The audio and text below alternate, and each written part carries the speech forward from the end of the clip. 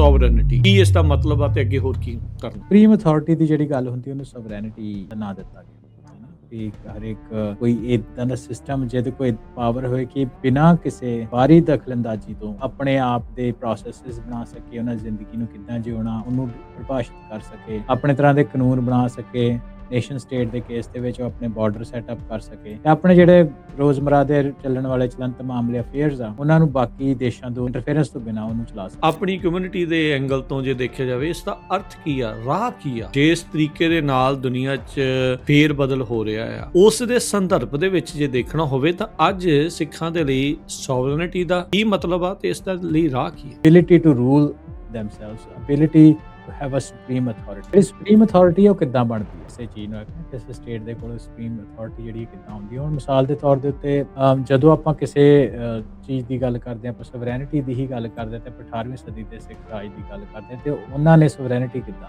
ਲਈ, ਤਾਂ ਉਹਨੂੰ ਆਪਾਂ ਜੇ ਥੋੜੀ ਜਿਹੀ ਡੀਟੇਲ ਦੇ ਵਿੱਚ ਰੱਖੀਏ ਤੇ ਉਹਦੇ ਵਿੱਚ ਜਿਹੜੇ ਐਂਟਰਪ੍ਰਾਈਜ਼ ਹੈਗੇ, ਜਿਹੜੇ ਇਕਨੋਮਿਕ ਆ ਜਿਹਨੂੰ ਅਸੀਂ ਪੈਸਾ ਦਾ ਜਾਂ ਵੈਲਥ ਦੀ ਜਿਹੜੀ ਅਕਮੂਲੇਸ਼ਨ ਆ ਉਹ ਇੱਕ ਵੱਡਾ ਰੋਲ ਅਦਾ ਕਰਦੀ ਹੈ। ਸਭ ਕੁਝ ਉਹ ਨਹੀਂ ਹੁੰਦੀ ਪਰ ਇੱਕ ਵੱਡਾ ਰੋਲ ਅਦਾ ਕਰਦੀ ਆ।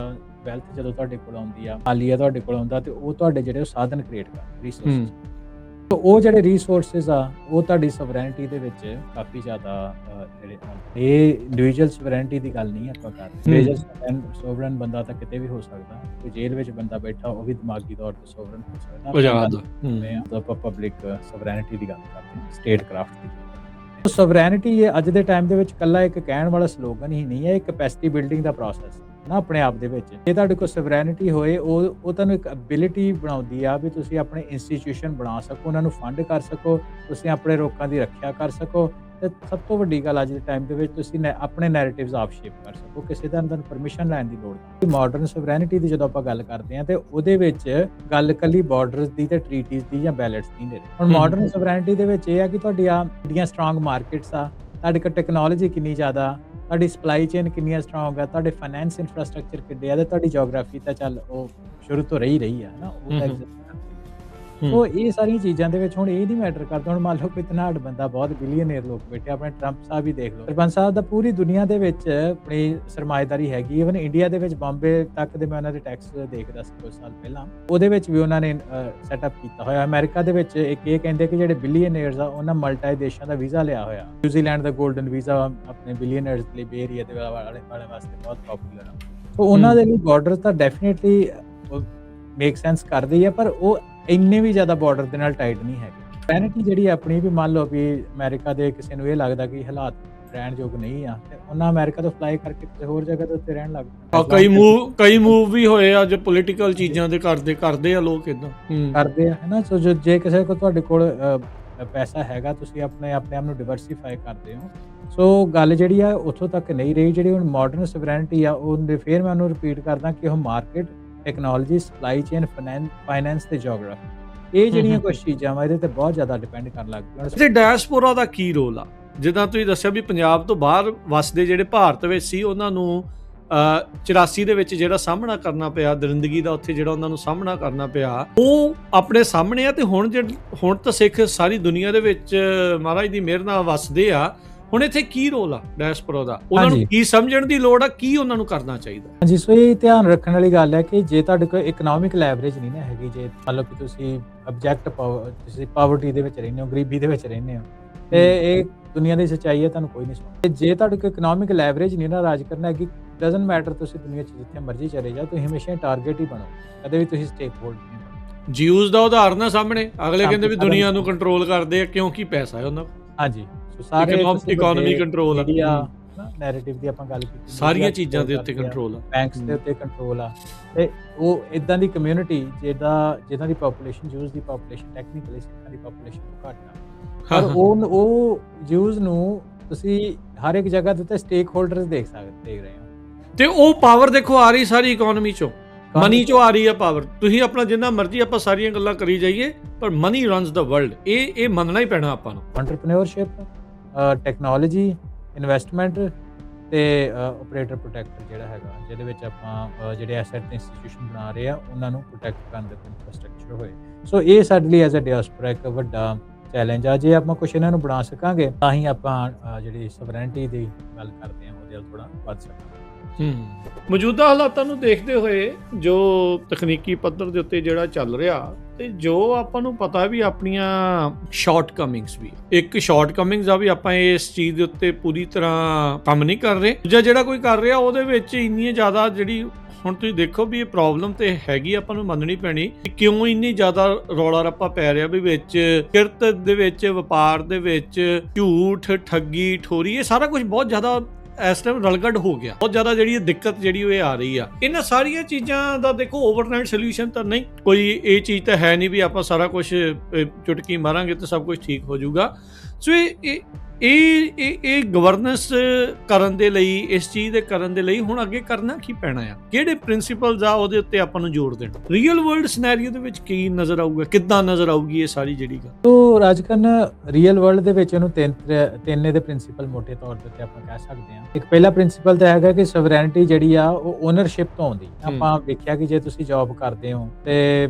ਜੌਬ ਦੇ ਉੱਤੇ ਤੁਸੀਂ ਤੁਹਾਡਾ ਟਾਈਮ ਵੀ ਉਹਨਾਂ ਕੀ ਆ ਜਿੰਨਾ ਕਿ ਤੁਸੀਂ ਤੁਹਾਡੇ ਜਿਹੜੇ ਤੁਸੀਂ ਡਿਪੈਂਡੈਂਟ ਹੋ ਕਿਸੇ ਤੇ ਨੰਬਰ 2 ਦੇ ਉੱਤੇ ਆ ਕਿ ਕੈਪੀਟਲ ਜਿਹੜੀ ਹੁੰਦੀ ਆ ਪੂੰਜੀ ਉਹ ਜਨਰੇਟਿਵ ਹੁੰਦੀ ਆ। ਇਹ ਜਨਰੇਟਿਵ ਤੋਂ ਕਹਿਣ ਦਾ ਭਾਵ ਹੈ ਵੀ ਕੈਪੀਟਲ ਤੋਂ ਕੈਪੀਟਲ ਅੱਗੇ ਬਣੇ ਜਾਂ ਬਣਾਏ ਜਾਂ ਉਸ ਤਰੀਕੇ ਨਾਲ ਵਧਣਾ ਚਾਹੀਦਾ ਜਿਹਦੇ ਨਾਲ ਕੈਪੀਟਲ ਤੋਂ ਕੈਪੀਟਲ ਇਹ ਨਹੀਂ ਵੀ ਤੁਸੀਂ ਪੁਰਾਣੇ ਟਾਈਮ ਦੇ ਵਿੱਚ ਨਾ ਲੋਕੀ ਸੋਨਾ ਸਾਂਭ ਲੈਂਦੇ ਤੇ ਸੋਨੇ ਨੂੰ ਸਾਂਭੀ ਰੱਖਦੇ।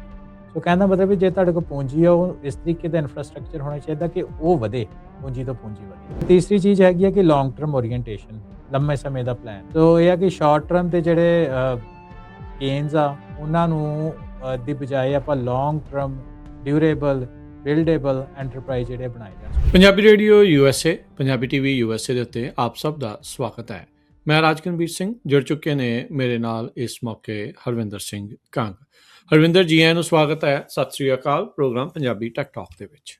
ਸਤਿ ਸ਼੍ਰੀ ਅਕਾਲ ਰਾਜਕਨਵੀਰ ਸਿੰਘ ਤੇ ਪੰਜਾਬੀ ਰੇਡੀਓ USA ਸੁਣਨ ਵਾਲੇ ਪੰਜਾਬੀ ਟੀਵੀ ਵੇਖ ਰਹੇ ਸਾਡੇ ਸਾਰੇ ਮਾਣਕ ਸਰੋਤੇ ਤੇ ਵਿਊਅਰਸ ਦਾ ਫੇਰ ਤੋਂ ਨਿੱਘਾ ਜੀ ਆਇਆ ਆਖਦੇ ਹਾਂ ਪ੍ਰੋਗਰਾਮ ਪੰਜਾਬੀ ਟੈਕ ਟਾਕ ਦੇ ਵਿੱਚ ਜਿਹਦੇ ਵਿੱਚ ਅਸੀਂ ਟੈਕਨੋਲੋਜੀ ਦੀ ਗੱਲਾਂ ਬਾਤਾਂ ਕਰਦੇ ਹਾਂ ਕਿੱਦਾਂ ਟੈਕਨੋਲੋਜੀ ਦੁਨੀਆ ਨੂੰ ਬਦਲ ਰਹੀ ਆ ਤੇ ਕਿੱਦਾਂ ਆਪਾਂ ਇਸ ਬਦਲ ਰਹੀ ਦੁਨੀਆ ਦੇ ਵਿੱਚ ਟੈਕਨੋਲੋਜੀ ਦੀ ਇਨਫੋਰਮੇਸ਼ਨ ਲੈ ਕੇ ਜਾਣਕਾਰੀ ਲੈ ਕੇ ਲਾਹਾ ਲੈ ਸਕਦੇ ਹਾਂ ਤੇ ਆਪਣੀ ਪਰਸਨਲ ਜ਼ਿੰਦਗੀ ਦੇ ਵਿੱਚ ਆਪਣੇ ਬਿਜ਼ਨਸ ਦੇ ਵਿੱਚ AI ਜਾਂ ਹੋਰ ਟੈਕਨੋਲੋਜੀਜ਼ ਨੂੰ ਵਰਤ ਕੇ ਆਪਾਂ ਇਸ ਸਮੇਂ ਦੇ ਇਕੱਲੇ ਹਾਣੀ ਬਣਨ ਦੀ ਗੱਲ ਨਹੀਂ ਕਰਨਾ ਸਰਵਾਈਵ ਦੀ ਗੱਲ ਨਹੀਂ ਕਰਨੀ ਅਸੀਂ ਥਰਾਈਵ ਹੋਣਾ ਆਉਣ ਵਾਲੇ ਟਾਈਮ ਦੇ ਵਿੱਚ ਉਹ ਸਾਰੀਆਂ ਗੱਲਾਂ ਬਾਤਾਂ ਅਸੀਂ ਇਸ ਪੰਜਾਬੀ ਟੈਕ ਟਾਕ ਸ਼ੋਅ ਦੇ ਵਿੱਚ ਕਰਦੇ ਹਾਂ। ਸੋ ਬਹੁਤ ਧੰਨਵਾਦ ਮਿਹਰਬਾਨੀ ਰਾਜਕਨ। ਕੁਝ ਸਮਾਂ ਪਹਿਲਾਂ ਆਪਾਂ ਗੱਲਬਾਤ ਹਰਵਿੰਦਰ ਕੀਤੀ ਸੀਗੀ ਸੋਵਰਨਿਟੀ ਨੂੰ ਲੈ ਕੇ ਪ੍ਰਭੂ ਸੱਤਾ ਨੂੰ ਜਿਹੜਾ ਉਹ ਲੈ ਕੇ ਅੱਜ ਦੀ ਟੈਕਨੋਲੋਜੀ ਦੀ ਦੁਨੀਆ 'ਚ ਤਕਨੀਕ ਦੀ ਦੁਨੀਆ ਦੇ ਵਿੱਚ ਜਿੱਥੇ ਬਨਾਵਟੀ ਬੁੱਧੀ ਤੇਜ਼ੀ ਦੇ ਨਾਲ ਵੱਧ ਰਹੀ ਆ ਉਹ ਤੁਹਾਡੀ ਜਿਹੜੀ ਵਿਵੇਕ ਬੁੱਧੀ ਆ ਉਸ ਦੇ ਉੱਤੇ ਅਸਰ ਜਿਹੜੀ ਉਹ ਪਾ ਰਹੀ ਆ ਉਸ ਦਰਮਿਆਨ ਆਪਣੇ ਬ੍ਰੇਨ ਦੀ ਆਪਣੇ ਵਿਵੇਕ ਦੀ ਆਪਣੀ ਜਿਹੜੀ ਬੁੱਧੀ ਦੀ ਇੰਟੈਲੀਜੈਂਸ ਦੀ ਸੋਵਰਨਿਟੀ ਬਰਕਰਾਰ ਜਿਹੜੀ ਉਹ ਰੱਖਣੀ ਉਹ ਵੀ ਜ਼ਰੂਰੀ ਆ ਤੇ ਕਮਿਊਨਿਟੀਆਂ ਨੂੰ ਭਾਈਚਾਰਿਆਂ ਨੂੰ ਵੀ ਆਪਣੀ ਜਿਹੜੀ ਸੋਵਰਨਿਟੀ ਆ ਪ੍ਰਭੂ ਸੱਤਾ ਆ ਉਸ ਦਾ ਜਿਹੜਾ ਉਹ ਧਿਆਨ ਰੱਖਣਾ ਪੈਣਾ ਹੈ। ਉਸ ਦੇ ਬਹੁਤ ਸਾਰੇ ਜਿਹੜੇ ਨਵੇਂ ਕਹਿ ਲਓ ਵੀ ਪਲਾਨ ਜਾਂ ਉਸ ਦੇ ਜਿਹੜੇ ਮਾਡਲਸ ਆ ਉਹ ਹੁਣ ਇਹ ਤਕਨੀਕ ਦੀ ਦੁਨੀਆ ਦੇ ਵਿੱਚੋਂ ਦੀ ਇੱਕ ਹਿਸਾਬ ਦੇ ਨਾਲ ਲੰਘ ਕੇ ਜਿਹੜੇ ਉਹ ਜਾਣੇ ਆ ਜੀ ਕੀ ਇਸ ਦੇ ਵਿੱਚ ਹੋਊਗਾ ਕਿਵੇਂ ਹੋ ਸਕਦਾ ਆ ਉਸ ਬਾਰੇ ਅੱਜ ਦੇ ਪ੍ਰੋਗਰਾਮ 'ਚ ਅਸੀਂ ਵਿਸ਼ੇਸ਼ ਤੌਰ ਦੇ ਉੱਤੇ ਗੱਲਬਾਤ ਕਰਾਂਗੇ। ਆਪਾਂ ਆਪਣੇ ਭਾਈਚਾਰੇ ਜਿਹੜਾ ਸਿੱਖ ਆ ਭਾਈਚਾਰਾ ਆ ਉਸ ਦੀ ਜਿੱਦਾਂ ਤੁਸੀਂ ਹਮੇਸ਼ਾ ਜਿੱਦਾਂ ਆਖੀਦਾ ਆ ਵੀ ਸਰਵਾਈਵ ਨਹੀਂ ਥਰਾਈਵ ਕਰਨਾ ਆ ਵੀ ਆਪਣੀ ਕਮਿਊਨਿਟੀ ਕਿੱਦਾਂ ਇਸ ਦੇ ਵਿੱਚ ਭਾਈਚਾਰਾ ਥਰਾਈਵ ਕਰੇ ਹੋਰ ਵਧੇ ਫੁੱਲੇ ਤੇ ਨਾਲ ਜਿਹੜਾ ਆਪਣਾ ਸੋਵਰਨਿਟੀ ਦਾ ਜਿਹੜਾ ਇੱਕ ਰਾਹ ਆ ਰਸਤਾ ਆ ਉਸ ਦੇ ਵਿੱਚ ਕਿੱਦਾਂ ਪਹੁੰਚ ਸਕਦੇ ਆ ਉਸ ਦੇ ਬਾਰੇ ਵੀ ਆਪਾਂ ਚਰਚਾ ਕਰਾਂਗੇ। ਸ਼ੁਰੂਆਤ ਹਰਵਿੰਦਰ ਇਸ ਚੀਜ਼ ਤੋਂ ਕਰਦੇ ਆ ਬਹੁਤ ਸਾਰੇ ਲੋਕਾਂ ਨੇ ਜਿਹੜਾ ਸ਼ਬਦ ਸੁਣਿਆ ਆ ਸੋਵਰਨਿਟੀ ਪ੍ਰਭੂ ਸੱਤਾ ਇਹ ਸਾਰੀ ਚੀਜ਼ ਜੇ ਡਿਫਾਈਨ ਕਰਨਾ ਹੋਵੇ ਡੈਫੀਨੇਸ਼ਨ ਕਰਨਾ ਹੋਵੇ ਸ਼ੁਰੂਆਤ ਇਸੇ ਤੋਂ ਹੀ ਕਰ ਲੈਂਦੇ ਆ ਇਸ ਨੂੰ ਡਿਫਾਈਨ ਕਰਕੇ ਫਿਰ ਅੱਗੇ ਵਧਦੇ ਆ ਕੀ ਇਸ ਦਾ ਮਤਲਬ ਆ ਤੇ ਅੱਗੇ ਹੋਰ ਕੀ ਕਰਨਾ ਹੈ। ਹਾਂਜੀ ਸੋ ਇੰਗਲਿਸ਼ ਦੇ ਵਿੱਚ ਡੈਫੀਨੇਸ਼ਨ ਦੀ ਗੱਲ ਕਰੀਏ ਕਿ ਸੋਵਰੈਂਟੀ ਦਾ ਮਤਲਬ ਕੀ ਹੁੰਦਾ ਸੋ ਉਹਦੇ ਤੋਂ ਹੀ ਜੇ ਆਪਾਂ ਗੱਲ ਸ਼ੁਰੂ ਕਰੀਏ ਤੇ ਕਹਿੰਦਾ ਕਿ ਇੱਕ ਅਥਾਰਟੀ ਜਿਹਦਾ ਪੂਰਨ ਤੌਰ ਦੇ ਉੱਤੇ ਕੰਟਰੋਲ ਹੋਏ ਸੋ ਪ੍ਰਭੂ ਸੱਤਾ ਜਿਹੜਾ ਆਪਾਂ ਪੰਜਾਬੀ ਦੇ ਵਿੱਚ ਅੱਖਰ ਵਰਤਦੇ ਹਾਂ ਸੋ ਸੁਪਰੀਮ ਅਥਾਰਟੀ ਦੀ ਜਿਹੜੀ ਗੱਲ ਹੁੰਦੀ ਉਹਨੂੰ ਸੋਵਰੈਨਿਟੀ ਦਾ ਨਾਂ ਦਿੱਤਾ ਗਿਆ ਹੈ ਨਾ ਕਿ ਹਰ ਇੱਕ ਕੋਈ ਇੱਦਾਂ ਦਾ ਸਿਸਟਮ ਜਿਹਦੇ ਕੋਈ ਪਾਵਰ ਹੋਏ ਕਿ ਬਿਨਾਂ ਕਿਸੇ ਬਾਹਰੀ ਦਖਲ-ਅੰਦਾਜ਼ੀ ਤੋਂ ਉਹ ਆਪਣੇ ਆਪ ਦੇ ਪ੍ਰੋਸੈਸਿਸ ਬਣਾ ਸਕੇ, ਉਹਨਾਂ ਦੀ ਜ਼ਿੰਦਗੀ ਨੂੰ ਕਿੱਦਾਂ ਜਿਉਣਾ, ਉਹਨੂੰ ਪਰਿਭਾਸ਼ਿਤ ਕਰ ਸਕੇ, ਆਪਣੇ ਤਰ੍ਹਾਂ ਦੇ ਕਾਨੂੰਨ ਬਣਾ ਸਕੇ, ਨੇਸ਼ਨ ਸਟੇਟ ਦੇ ਕੇਸ ਦੇ ਵਿੱਚ ਉਹ ਆਪਣੇ ਬਾਰਡਰ ਸੈਟਅਪ ਕਰ ਸਕੇ ਤੇ ਆਪਣੇ ਜਿਹੜੇ ਰੋਜ਼ਮਰਾ ਦੇ ਚੱਲਣ ਵਾਲੇ ਚਲੰਤ ਮਾਮਲੇ ਅਫੇਅਰਸ ਆ, ਉਹਨਾਂ ਨੂੰ ਬਾਕੀ ਦੇਸ਼ਾਂ ਤੋਂ ਦੀ ਇੰਟਰਫੇਰੈਂਸ ਤੋਂ ਬਿਨਾਂ ਉਹਨੂੰ ਚਲਾ ਸਕਣ, ਹੈ ਨਾ। ਸੋ ਉਹਨੂੰ ਮੋਟੇ ਤੌਰ ਦੇ ਉੱਤੇ ਜੇ ਇੰਗਲਿਸ਼ ਦੇ ਵਿੱਚ ਵੇਖੀਏ ਤੇ ਡੈਫੀਨੇਸ਼ਨ ਉਹਦੀ ਸੋਵਰੇਨਿਟੀ ਦੀ ਇਹ ਹੁੰਦੀ ਹੈ। ਸੋ ਆਪਾਂ ਜਦੋਂ ਪਿਛਲੇ ਟਾਕ ਸ਼ੋਅ ਦੇ ਵਿੱਚ ਆਪਾਂ ਥੋੜ੍ਹੀ ਜਿਹੀ ਗੱਲ ਕੀਤੀ ਸੀ ਸੋਵਰੇਨਿਟੀ ਦੀ ਤੇ ਆਪਾਂ ਨੂੰ ਬਹੁਤ ਜ਼ਿਆਦਾ ਫੀਡਬੈਕ ਆਈ ਸੀ, ਓਵਰਵੈਲਮਿੰਗ। ਸੋ ਸਾਰਿਆਂ ਤੋਂ ਪਹਿਲਾਂ ਤਾਂ ਜਿਹਨਾਂ ਫੀਡਬੈਕ ਦਿੱਤੀ ਉਹਨਾਂ ਦਾ ਥੈਂਕ ਯੂ। ਤੇ ਬਾਰ-ਬਾਰ ਇਹੀ ਗੱਲ ਹੁੰਦੀ ਸੀ ਕਿ ਆਪਾਂ ਹੋਰ ਇਸ ਵਿਸ਼ੇ ਦੇ ਉੱਤੇ ਚਾਨਣਾ ਪਾਇਆ ਜਾਏ, ਕਿਉਂਕਿ AI ਦੇ ਮਸਲੇ ਦੇ ਉੱਤੇ ਆਪਾਂ ਗੱਲ ਪਿਛਲੀ ਵਾਰ ਕੀਤੀ ਸੀ ਨਾ, ਸੋਵਰੇਨਿਟੀ AI ਜਿਹੜੀ ਆ ਸੋਵਰੇਨਿਟੀ ਨੂੰ ਕਿੱਦਾਂ ਇੰਪੈਕਟ ਕਰ ਰਹੀ ਆ। ਸੋ ਆਪਣੇ ਵਿਊਅਰਸ ਤੇ ਸਰੋਤੇ ਨੇ ਇਹ ਕਿਹਾ ਸੀ ਕਿ ਇਹਨੂੰ ਥੋੜ੍ਹਾ ਜਿਹਾ ਹੋਰ ਖੋਲ੍ਹਿਆ ਜਾਏ, ਇਹਦੀਆਂ ਜਿਹੜੀਆਂ ਹੋਰ ਪਰਤਾਂ ਹੈਗੀਆਂ ਉਹਦੇ ਬਾਰੇ ਗੱਲਬਾਤ ਕੀਤੀ ਜਾਏ। ਸੋ ਅੱਜ ਜ਼ਰੂਰ। ਆਪਾਂ ਇਹ ਡੈਡੀਕੇਟਡ ਜਿਹੜਾ ਹੈ ਨਾ ਟਾਕ ਸ਼ੋਅ ਉਸ ਸੰਬੰਧ ਦੇ ਵਿੱਚ ਲੈ ਕੇ ਆਏ ਹਾਂ। ਆਪਾਂ ਇਹਦੇ ਸੰਬੰਧ ਦੇ ਵਿੱਚ ਸੋਵਰੇਨਿਟੀ, ਟੈਕਨੋਲੋਜੀ, AI ਕਿੱਦਾਂ ਇੰਟਰਲੇਟਡ ਆਉਣ ਵਾਲੇ ਟਾਈਮ ਦੇ ਵਿੱਚ ਇਹਨੇ ਕਿੱਦਾਂ ਇੰਪੈਕਟ ਕਰਨਾ, ਉਹਦੀਆਂ ਕੁਛ ਜਿਹੜੀਆਂ ਪਰਤਾਂ ਖੋਲ੍ਹਣ ਦੀ ਕੋਸ਼ਿਸ਼ ਰਹੇਗੀ ਅੱਜ ਦੇ ਇਸ ਪ੍ਰੋਗਰਾਮ ਦੇ ਵਿੱਚ। ਸੋ ਸੋਵਰੇਨਿਟੀ ਦੀ ਡੈਫੀਨੇਸ਼ਨ ਰਾਜਕਰਨ ਅਗੇਨ ਇਹੀ ਆ ਕਿ ਇੱਕ ਸੁਪਰੀਮ ਅਥਾਰਟੀ ਆ ਕਿ ਫੁੱਲ ਕੰਟਰੋਲ ਕਿਹਦਾ, ਕਿਹਨੇ ਪ੍ਰੋਸੈਸਿਸ ਬਣਾਉਣੀਆਂ ਬਿਨਾਂ ਕਿਸੇ ਦੇ ਦਬਦਬਾ ਤੋਂ, ਬਿਨਾਂ ਕਿਸੇ ਦੀ ਦਖਲ-ਅੰਦਾਜ਼ੀ ਤੋਂ, ਉਹਨੂੰ ਉਸ ਪ੍ਰੋਸੈਸ ਨੂੰ ਉਸ ਇੰਗਲਿਸ਼ ਦੇ ਵਿੱਚ ਡੈਫੀਨੇਸ਼ਨ ਦੇ ਅਨੁਸਾਰ ਉਹਨੂੰ ਉਸ ਤਰੀਕੇ ਨਾਲ ਆਪਾਂ ਦੇਖ ਸਕਦੇ ਹਾਂ। ਨਹੀਂ, ਬਿਲਕੁਲ ਅਹਿਮ ਚੀਜ਼ ਆ, ਕਿਉਂਕਿ ਦੁਨੀਆ ਦੇ ਵਿੱਚ ਕਹਿ ਸਕਦੇ ਹਾਂ ਹਰਵਿੰਦਰ ਵੀ ਇਸ ਚੀਜ਼ ਦੀ ਜਿਹੜੀ ਉਹ ਰੌਲਾ ਆ ਸੋਵਰੇਨਿਟੀ ਦਾ, ਵੀ ਆਪਣੇ ਲੋਕਾਂ ਦੇ ਲਈ ਕੌਣ ਫੈਸਲੇ ਕਰ ਰਿਹਾ ਆ, ਕੌਣ ਉਹਨਾਂ ਦੇ ਲਈ ਖੜ ਰਿਹਾ ਆ, ਕੌਣ ਉਹ ਆਪਣੀ ਕਮਿਊਨਿਟੀ ਨੂੰ ਮੋਹਰੇ ਰੱਖ ਕੇ ਕੌਣ ਕਿੱਦਾਂ ਜਿਹੜਾ ਉਹ ਚੱਲਦਾ ਆ। ਕਿਸੇ ਦੇ ਆਸਰੇ, ਕਿਸੇ ਦੇ ਸਹਾਰੇ ਜਦੋਂ ਚੱਲਦੇ ਆ ਤਾਂ ਉਦੋਂ ਫਿਰ ਤੁਸੀਂ ਉਹਨਾਂ ਦੀ ਦਇਆ ਦੇ ਪਾਤਰ ਹੀ ਬਣ ਕੇ ਰਹਿੰਦੇ ਆ। ਜਿੰਨਾ ਚਿਰ ਉਹ ਤੁਹਾਡੇ ਤੇ ਦਇਆ ਕਰਨਗੇ ਤਾਂ ਠੀਕ ਆ, ਤੇ ਜੇ ਉਹ ਕਰੂਰ ਹੋਣਗੇ ਤਾਂ ਫਿਰ ਤੁਹਾਨੂੰ ਓਨਾ ਹੀ ਜਿਹੜਾ ਇਸ ਦੇ ਵਿੱਚ ਉਹ ਮੁਸ਼ਕਲਾਂ ਦਾ ਸਾਹਮਣਾ ਕਰਨਾ ਪੈ ਰਿਹਾ। ਸਿੱਖ ਕੌਮ ਨੂੰ ਇਸ ਚੀਜ਼ ਦਾ ਇਤਿਹਾਸਿਕ ਤੌਰ ਦੇ ਉੱਤੇ ਆਪਾਂ ਨੂੰ ਹੁਣ ਇਸ ਚੀਜ਼ ਦੀ ਨੌਲੇਜ ਹੈਗੀ ਆ, ਪਤਾ ਆ ਵੀ ਜਦੋਂ ਕੋਈ ਕਿਸੇ ਦੇ ਲਈ, ਜੋ ਕੋਈ ਤੁਹਾਡੇ ਲਈ ਫੈਸਲੇ ਲੈਂਦਾ ਆ ਤਾਂ ਉਹ ਕਿੱਦਾਂ ਦੇ ਜਿਹੜੇ ਉਹ ਨਜ਼ਰ ਜਿਹੜੇ ਉਹ ਆਉਂਦੇ ਆ। ਅੱਛਾ, ਇਹ ਹੁਣ ਜਦੋਂ ਆਪਾਂ ਅੱਜ ਇਹ ਗੱਲ ਕਰ ਰਹੇ, ਜਦੋਂ ਤੁਸੀਂ ਕਿਹਾ ਵੀ ਚਾਹੁੰਦੇ ਸੀਗੇ ਲੋਕ ਵੀ ਹੋਰ ਵੀ ਜ਼ਿਆਦਾ ਇਸ ਦੇ ਬਾਰੇ ਤੁਸੀਂ ਖੁੱਲ੍ਹ ਕੇ ਜਿਹੜਾ ਉਹ ਦੱਸੋ, ਇਹਦਾ ਅਰਥ ਕੀ ਆ ਆਪਣੀ ਕਮਿਊਨਿਟੀ ਦੇ ਐਂਗਲ ਤੋਂ ਜੇ ਦੇਖਿਆ ਜਾਵੇ, ਇਸ ਦਾ ਅਰਥ ਕੀ ਆ, ਰਾਹ ਕੀ ਆ, ਤੇ ਜਿਸ ਤਰੀਕੇ ਦੇ ਨਾਲ ਦੁਨੀਆ 'ਚ ਫੇਰ ਬਦਲ ਹੋ ਰਿਹਾ ਆ, ਉਸ ਦੇ ਸੰਦਰਭ ਦੇ ਵਿੱਚ ਜੇ ਦੇਖਣਾ ਹੋਵੇ ਤਾਂ ਅੱਜ ਸਿੱਖਾਂ ਦੇ ਲਈ ਸੋਵਰੇਨਿਟੀ ਦਾ ਕੀ ਮਤਲਬ ਆ ਤੇ ਇਸ ਦਾ ਲਈ ਰਾਹ ਕੀ ਆ? ਹਾਂਜੀ। ਸੋ ਮੈਨੂੰ ਲੱਗਦਾ ਕਿ ਆਪਾਂ ਜਦੋਂ ਆਪਣੀ ਕਮਿਊਨਿਟੀ ਦੇ ਵਿੱਚ ਗੱਲ ਕਰਦੇ ਹਾਂ, ਆਪਾਂ ਨੂੰ ਬਹੁਤ ਉਹਦੀ ਡਿਟੇਲ ਦੇ ਵਿੱਚ ਨਹੀਂ ਜਾਣਾ, ਕਿਉਂਕਿ ਬੱਚੇ ਨੂੰ ਸਿੱਖਾਂ ਦੇ ਵਿੱਚ ਜਿਹੜਾ ਵੀ ਸਿੱਖ ਇਤਿਹਾਸ ਨਾਲ, ਸਿੱਖ ਫਲਸਫੇ ਦੇ ਨਾਲ ਜਾਣਕਾਰੀ ਰੱਖਦਾ ਤੇ ਉਹਨੂੰ ਸੋਵਰੇਨਿਟੀ ਕੀ ਆ ਤੇ ਉਹਦੀ ਡੈਫੀਨੇਸ਼ਨ ਕੀ ਆ ਸਿੱਖਾਂ ਦੇ ਸੰਦਰਭ ਦੇ ਵਿੱਚ, ਉਹਨੂੰ ਕੋਈ ਇਸ ਤਰੀਕੇ ਆਪਾਂ ਕੁਛ ਅੱਖਰਾਂ ਦੇ ਵਿੱਚ ਪਾ ਦਈਏ, ਕੁਛ ਡਿਫਾਈਨ ਕਰ ਦਈਏ, ਮੈਨੂੰ ਲੱਗਦਾ ਉਹ ਬਾਹਲੀ ਕੋਈ ਹੈ ਨਾ ਇੱਦਾਂ ਗੱਲ ਨਹੀਂ ਹੁੰਦੀ। ਹਰ ਇੱਕ ਦੀ ਆਪੋ ਆਪਣੀ ਆ, ਪਰ ਕਹਿਣ ਦਾ ਭਾਵ ਇਹ ਆ ਕਿ ਸਿੱਖਾਂ ਦੇ ਵਿੱਚ ਸੋਵਰੇਨਿਟੀ ਜਿਹੜੀ ਆ ਸਾਨੂੰ ਗੁਰੂ ਮਹਾਰਾਜ ਤੋਂ ਹੀ ਮਿਲੀ ਹੈ। ਗੁਰੂ ਨਾਨਕ ਦੇਵ ਜੀ ਤੋਂ ਦੇ ਸਮੇਂ ਤੋਂ ਹੀ ਸੋਵਰੇਨਿਟੀ ਜਿਹੜੀ ਹੈ ਸਿੱਖਾਂ ਨੂੰ ਬਖਸ਼ੀ ਗਈ ਆ। ਇਹਦੇ ਬਾਰੇ ਬਹੁਤ ਜ਼ਿਆਦਾ ਰਿਸਰਚ ਜਿਹੜੀਆਂ ਉਹ ਆਈਆਂ। ਆਪਾਂ ਪਿਛਲੇ ਵੀ ਆਪਣੇ ਟਾਕ ਸ਼ੋਅ ਵਿੱਚ ਗੱਲ ਕੀਤਾ ਸੀ, ਸ੍ਰੀ ਗੁਰੂ ਪੰਥ ਪ੍ਰਕਾਸ਼ ਸ਼ੋਅ ਕੁਛ ਰੈਫਰੈਂਸਿਸ ਲਈਆਂ ਸੀ ਉਹਨਾਂ ਦੀ, ਕੈਪਟਨ ਮਰੀ ਦੇ ਨਾਲ ਜਿਹੜੀ ਕਨਵਰਸੇਸ਼ਨ ਸੀ ਕਿ ਸਿੰਘਨ ਪਾਤਸ਼ਾਹੀ ਸਾਹਿਬ ਸੱਚੇ ਦੀ ਹੈ ਨਾ, ਕਿ ਜਿਹੜਾ ਗੁਰੂ ਨਾਨਕ ਸਾਹਿਬ ਆ ਉਹਨਾਂ ਨੇ ਸਿੱਖਾਂ ਨੂੰ ਸੋਵਰੇਨਿਟੀ ਦੇ ਦਿੱਤੀ, ਰਾਈਟ। ਉਸ ਤੋਂ ਬਾਅਦ ਇੱਕ ਪੂਰਾ ਪ੍ਰੋਸੈਸ ਚੱਲਿਆ, ਅਕਾਲ ਤਖਤ ਸਾਹਿਬ ਬਣਿਆ, ਹਰਗੋਬਿੰਦ ਸਾਹਿਬ ਦਾ ਟਾਈਮ ਆਇਆ, ਫਿਰ ਖਾਲਸੇ ਦੀ ਸਿਰਜਣਾ ਹੁੰਦੀ ਆ, ਹੈ ਨਾ। ਉਸ ਤੋਂ ਬਾਅਦ 2 ਵਾਰ ਖਾਲਸੇ ਦਾ ਰਾਜ ਆਉਂਦਾ, ਬਾਬਾ ਬੰਦਾ ਸਿੰਘ ਬਹਾਦਰ, ਮਹਾਰਾਜਾ ਰਣਜੀਤ ਸਿੰਘ ਦੇ ਟਾਈਮ ਦੇ ਉੱਤੇ। ਤੇ ਉਹ ਤੋਂ ਲੈ ਕੇ ਇੱਕ ਧਾਰਮਿਕ ਜਿਹੜੇ ਪੂਰਾ ਪ੍ਰੋਸੈਸ ਆ ਉਹਦੇ ਵਿੱਚ ਸੋਵਰੇਨਿਟੀ ਦੀ ਗੱਲ ਹੁੰਦੀ ਆ, ਪਰ ਸਿੱਖ ਫੋਕ ਕਨਵਰਸੇਸ਼ਨ ਵਿੱਚ ਵੀ ਸੋਵਰੇਨਿਟੀ ਦੀ ਵੱਡੀ ਗੱਲ ਆ।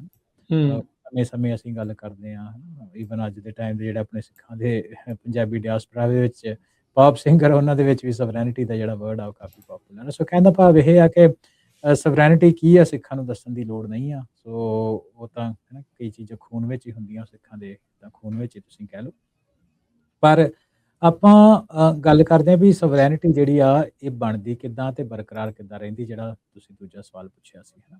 ਹੂੰ, ਹੂੰ, ਸੋ ਰਾਜ ਕਰਨ ਉਹਦੇ ਵਿੱਚ ਦੇਖੋ ਸਭ ਤੋਂ ਵੱਡੀ ਜਿਹੜੀ ਚੀਜ਼ ਹੈ ਨਾ ਹੁੰਦੀ ਆ ਜਿਹੜੀ ਆਪਾਂ ਹੁਣ ਇੰਗਲਿਸ਼ ਅਕੋਰਡਿੰਗ ਡੈਫੀਨੇਸ਼ਨ ਦੀ ਗੱਲ ਕੀਤੀ ਕਿ ability to rule themselves, ability to have a supreme authority. Hmm, hmm, ਹੂੰ, ਜਿਹੜੀ ਸੁਪਰੀਮ ਅਥਾਰਟੀ ਆ ਉਹ ਕਿੱਦਾਂ ਬਣਦੀ ਆ ਕਿਸੇ ਚੀਜ਼ ਨੂੰ, ਹੈ ਕਿਸੇ ਸਟੇਟ ਦੇ ਕੋਲ ਸੁਪਰੀਮ ਅਥਾਰਟੀ ਜਿਹੜੀ ਕਿੱਦਾਂ ਹੁੰਦੀ ਆ। ਹੁਣ ਮਿਸਾਲ ਦੇ ਤੌਰ ਦੇ ਉੱਤੇ ਜਦੋਂ ਆਪਾਂ ਕਿਸੇ ਚੀਜ਼ ਦੀ ਗੱਲ ਕਰਦੇ ਹਾਂ, ਆਪਾਂ ਸਵਰੈਨਿਟੀ ਦੀ ਹੀ ਗੱਲ ਕਰਦੇ ਹਾਂ, ਤੇ ਆਪਾਂ 18ਵੀਂ ਸਦੀ ਦੇ ਸਿੱਖ ਰਾਜ ਦੀ ਗੱਲ ਕਰਦੇ ਹਾਂ, ਤੇ ਉਹਨਾਂ ਨੇ ਸਵਰੈਨਿਟੀ ਕਿੱਦਾਂ ਲਈ, ਹੂੰ, ਉਹਦੇ ਹੂੰ, ਹੂੰ, ਉੱਤੇ ਪੂਰਾ ਡੈਡੀਕੇਟਿਡ ਆਪਾਂ ਦੇ ਕੋਲ ਗ੍ਰੰਥ ਆ ਸ੍ਰੀ ਗੁਰੂ ਪੰਥ ਪ੍ਰਕਾਸ਼। ਉਹ ਇਸੇ ਚੀਜ਼ ਨੂੰ ਹੀ ਐਡਰੈਸ ਕਰਦਾ, ਸਿੰਘਨ ਪਾਇਓ ਰਾਜ ਕਿਵੇਂ, ਉਹਦੀ ਟੈਗ ਲਾਈਨ ਆ ਪਹਿਲੀ, ਹੂੰ, ਇਹ ਸਿੱਖਾਂ ਨੂੰ ਰਾਜ ਕਿਵੇਂ ਮਿਲੇ। ਸੋ ਉਹਨੂੰ ਆਪਾਂ ਜੇ ਥੋੜ੍ਹੀ ਜਿਹੀ ਡਿਟੇਲ ਦੇ ਵਿੱਚ ਰੱਖੀਏ ਤੇ ਉਹਦੇ ਵਿੱਚ ਜਿਹੜੇ ਐਂਟਰਪ੍ਰਾਈਜ਼ ਹੈਗੇ, ਜਿਹੜੇ ਇਕਨੋਮਿਕ ਆ ਨਾ, ਜਿਹਨੂੰ ਅਸੀਂ ਪੈਸਾ ਦਾ ਜਾਂ ਵੈਲਥ ਦੀ ਜਿਹੜੀ ਅਕਮੂਲੇਸ਼ਨ ਆ, ਹੂੰ, ਉਹ ਇੱਕ ਵੱਡਾ ਰੋਲ ਅਦਾ ਕਰਦੀ ਹੈ। ਸਭ ਕੁਛ ਉਹ ਨਹੀਂ ਹੁੰਦੀ, ਪਰ ਇੱਕ ਹੂੰ, ਵੱਡਾ ਰੋਲ ਅਦਾ ਕਰਦੀ ਆ। ਵੈਲਥ ਜਦੋਂ ਤੁਹਾਡੇ ਕੋਲ ਆਉਂਦੀ ਆ, ਮਾਲੀਆ ਤੁਹਾਡੇ ਕੋਲ ਆਉਂਦਾ, ਤੇ ਉਹ ਤੁਹਾਡੇ ਜਿਹੜੇ ਸਾਧਨ ਕ੍ਰੀਏਟ ਕਰਦਾ, ਰਿਸੋਰਸਿਸ। ਹੂੰ, ਸੋ ਉਹ ਜਿਹੜੇ ਰਿਸੋਰਸਿਸ ਆ, ਉਹ ਤੁਹਾਡੀ ਸਵਰੈਨਿਟੀ ਦੇ ਵਿੱਚ ਕਾਫੀ ਜ਼ਿਆਦਾ ਜਿਹੜੇ ਆਉਂਦੇ ਆ, ਹੁਣ ਇਹ ਇੰਡੀਵਿਜੂਅਲ ਸਵਰੈਨਿਟੀ ਦੀ ਗੱਲ ਨਹੀਂ ਆਪਾਂ ਕਰ ਰਹੇ। ਇੰਡੀਵਿਜੂਅਲ ਸੋਵਰਨ ਬੰਦਾ ਤਾਂ ਕਿਤੇ ਵੀ ਹੋ ਸਕਦਾ ਹੈ, ਕੋਈ ਜੇਲ੍ਹ ਵਿੱਚ ਬੰਦਾ ਬੈਠਾ ਉਹ ਵੀ ਦਿਮਾਗੀ ਤੌਰ ਤੇ ਸੋਵਰਨ ਹੋ ਸਕਦਾ। ਆਪਾਂ ਗੱਲ ਆਜ਼ਾਦ। ਕਰਦੇ ਹੂੰ, ਹਾਂ ਜਦੋਂ ਆਪਾਂ ਪਬਲਿਕ ਸਵਰੈਨਿਟੀ ਦੀ ਗੱਲ ਕਰਦੇ ਹਾਂ, ਸਟੇਟ ਕਰਾਫਟ ਦੀ ਜਦੋਂ ਗੱਲ ਕਰਦੇ ਹਾਂ। ਹੂੰ, ਹੂੰ, ਹੂੰ, ਸੋ ਅਜੇ ਪਿਛਲੇ ਕੁਝ ਦਿਨ ਪਹਿਲਾਂ ਮੈਂ ਇਤਿਹਾਸ ਪੜ੍ਹਦਾ ਸੀ, ਤੇ ਉਹਦੇ ਵਿੱਚ ਇੱਕ ਚੀਜ਼ ਆਉਂਦੀ ਹੈ ਵੀ ਗੁਰੂ ਅਰਜਨ ਦੇਵ ਜੀ ਦੇ ਟਾਈਮ ਦੇ ਉੱਤੇ ਗੁਰੂ ਅਰਜਨ ਦੇਵ ਜੀ ਨੇ ਸਿੱਖਾਂ ਨੂੰ ਕਿਹਾ ਵੀ ਤੁਸੀਂ ਜਿਹੜਾ ਵਪਾਰ ਵੱਲ ਵੱਧ ਧਿਆਨ ਦਿਓ। ਗੁਰੂ ਰਾਮਦਾਸ ਜੀ ਨੇ ਵਪਾਰਕ ਇਨਫਰਾਸਟ੍ਰਕਚਰ ਜਿਹੜੇ ਉਹ ਸੈਟਅਪ ਕੀਤੇ। ਅੰਮ੍ਰਿਤਸਰ ਉਹਦੀ ਇੱਕ ਵੱਡੀ ਐਗਜ਼ਾਮਪਲ ਆ, ਕਿੱਡੀ ਉਸ ਟਾਈਮ ਦੀ ਵੱਡੀ ਮੰਡੀ ਇੱਕ ਸੈਟਅਪ ਕੀਤੀ, ਬਾਜ਼ਾਰ ਤਿਆਰ ਕੀਤੇ। ਸੋ ਇਹ ਪੂਰਾ ਦਾ ਪੂਰਾ ਇੱਕ ਇਕਨੋਮਿਕ ਇਨਫਰਾਸਟ੍ਰਕਚਰ ਜਿਹੜਾ ਉਹ ਰੈਡੀ ਕਰਨ ਦੀ ਗੱਲ ਹੈ। ਇਹ ਸਾਨੂੰ ਗੁਰੂ ਸਾਹਿਬਾਨ ਦੇ ਟਾਈਮ ਤੋਂ ਹੀ ਮਿਲਿਆ, ਹੈ ਨਾ। ਉਹ ਤੋਂ ਬਾਅਦ ਅੱਗੇ ਜਾ ਕੇ ਆਪਾਂ ਥੋੜ੍ਹੇ ਆਪਣੇ ਹੁਕਮਨਾਮੇ ਦੀ ਵੀ ਗੱਲ ਕਰਾਂਗੇ। ਅੱਜ ਅਸੀਂ ਗੱਲ ਕਰ ਰਹੇ ਹਾਂ ਟੈਕਨੋਲੋਜੀ ਤੇ ਸਵਰੈਨਿਟੀ, ਤੇ ਉਹਨੂੰ ਆਪਾਂ ਹੋਰ ਥੋੜ੍ਹੀ, ਜਿੱਦਾਂ ਆਪਾਂ ਨੂੰ ਵਿਊਅਰਸ ਦੇ ਸਰੋਤੇ ਆਪਾਂ ਨੂੰ ਫੀਡਬੈਕ ਆਈ ਸੀ, ਸੋ ਉਹਨਾਂ ਸਾਨੂੰ ਕਿਹਾ ਸੀ ਕਿ ਇਹਨੂੰ ਹੋਰ ਖੋਲ੍ਹਿਆ ਜਾਏ। ਤੇ ਅੱਜ ਆਪਣੀ ਜਿਹੜੀ ਗੱਲਬਾਤ ਆ ਇਕਨੋਮਿਕਸ, ਸਵਰੈਨਿਟੀ, ਸਿੱਖ, ਟੈਕਨੋਲੋਜੀ, ਇਹ ਕੁਛ ਵਿਸ਼ਿਆਂ ਦੇ ਉੱਤੇ ਰਹੇਗੀ।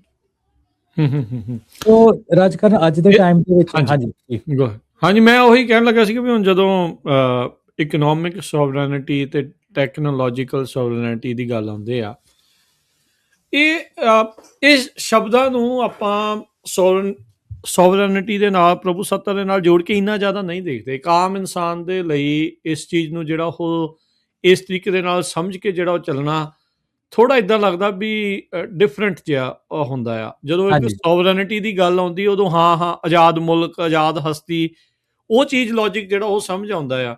ਇਹ ਜਦੋਂ ਹੁਣ ਆਪਾਂ ਇਕਨੋਮਿਕ ਤੌਰ ਦੇ ਉੱਤੇ ਤੇ ਟੈਕਨੋਲੋਜੀਕਲ ਤੌਰ ਦੇ ਉੱਤੇ ਜਦੋਂ ਇਹ ਸੋਵਰੈਨਿਟੀ ਦੀ ਗੱਲ ਕਰਦੇ, ਉਹ ਕਿੱਦਾਂ ਫਿੱਟ ਬੈਠਦੀ ਇੱਥੇ ਆ? ਹਾਂਜੀ, ਸੋ ਰਾਜਕਰਨ ਇਹ ਚੀਜ਼ਾਂ, ਹਾਂ ਇਹ ਤੁਸੀਂ ਗੱਲ ਠੀਕ ਕੀਤੀ, ਪਰ ਇਹ ਚੀਜ਼ਾਂ ਇੰਟਰਲੇਟਡ ਆ ਬਹੁਤ ਜ਼ਿਆਦਾ, ਆਪਾਂ ਨੂੰ ਇਹ ਸਮਝਣ ਦੀ ਲੋੜ ਹੈ ਨਾ। ਆਪਾਂ ਪਹਿਲਾਂ ਮੋਟੇ ਤੌਰ ਦੇ ਉੱਤੇ ਇਕਨੋਮੀ ਦੀ ਗੱਲ ਕਰਦੇ। ਕਿਸੇ ਸਵਰੈਨਿਟੀ ਵਾਸਤੇ ਅੱਜ ਬੇਸ ਜਿਹੜਾ ਉਹ ਇੱਕ ਮੁਲਕ ਨੂੰ ਮੰਨਿਆ ਜਾਂਦਾ। ਚਲੋ ਆਪਾਂ ਸਿੱਖ ਡੈਫੀਨੇਸ਼ਨ ਥੋੜੀ ਜਿਹੀ ਡਿਫਰੈਂਟ ਹੋ ਸਕਦੀ ਹੈ, ਪਰ ਉੱਦਾਂ ਮੋਟੇ ਤੌਰ ਦੇ ਉੱਤੇ ਸੋ ਮੁਲਕ ਨੂੰ ਕਿਉਂ ਮੰਨਿਆ ਜਾਂਦਾ? ਕਿਉਂਕਿ ਮੁਲਕ ਦੇ ਕੋਲ ਜਦੋਂ ਇੱਕ ਕੋਈ ਮੁਲਕ ਬਣਦਾ, ਉਹਦੇ ਵਿੱਚ ਤੁਹਾਡੇ ਕੋਲ ਟੈਕਸ ਪੇਅਰ ਮਨੀ ਹੁੰਦੀ ਆ, ਉਹ ਤੁਹਾਡੇ ਸਰਮਾਇਆ ਉਹਦਾ ਆਪਣਾ ਹੁੰਦਾ। ਸਰਮਾਇਆ ਉਹਦਾ ਆਪਣਾ। ਉਹ ਸਰਮਾਏਦਾਰੀ ਦੇ ਨਾਲ ਤੁਸੀਂ ਪ੍ਰੋਸੈਸਿਸ ਬਣਾਉਂਦੇ ਹੋ, ਤੁਸੀਂ ਕੋਰਟਸ ਬਣਦੀਆਂ, ਉਹ ਸਰਮਾਏਦਾਰੀ ਦੇ ਨਾਲ ਤੁਹਾਡੀ ਮਿਲਟਰੀ ਕੈਪੈਸਿਟੀ ਬਣਦੀ ਆ, ਉਹ ਸਰਮਾਏਦਾਰੀ ਦੇ ਨਾਲ ਤੁਹਾਡੇ ਕੋਲ ਜਿਹੜੇ ਲੋਕ ਹੁੰਦੇ ਆ ਉਹਨਾਂ ਦੇ ਕੋਲ ਖੁਸ਼ਹਾਲੀ ਆਉਂਦੀ ਆ, ਤੁਸੀਂ ਨਵੇਂ ਟੂਲਸ ਕ੍ਰੀਏਟ ਕਰਦੇ ਹੋ। ਉਹ ਇੱਕ ਦੂਜੇ ਨਾਲ ਇੰਟਰਲੇਟਡ, ਜਿੰਨੀ ਤੁਸੀਂ ਜ਼ਿਆਦਾ ਪੈਸਾ ਜਨਰੇਟ ਕਰਦੇ ਹੋ ਕਿਸੇ ਮੁਲਕ ਦੇ ਵਾਸਤੇ, ਉਹਨੇ ਤੁਹਾਡੇ ਇੰਸਟੀਟਿਊਸ਼ਨ ਜਿਹੜੇ ਆ ਸਟਰੋਂਗ ਹੁੰਦੇ ਆ। ਸੋ ਸਵਰੈਨਿਟੀ ਇਹ ਅੱਜ ਦੇ ਟਾਈਮ ਦੇ ਵਿੱਚ ਇਕੱਲਾ ਇੱਕ ਕਹਿਣ ਵਾਲਾ ਸਲੋਗਨ ਹੀ ਨਹੀਂ ਹੈ, ਇਹ ਕੈਪੈਸਿਟੀ ਬਿਲਡਿੰਗ ਦਾ ਪ੍ਰੋਸੈਸ ਹੈ ਨਾ ਆਪਣੇ ਆਪ ਦੇ ਵਿੱਚ।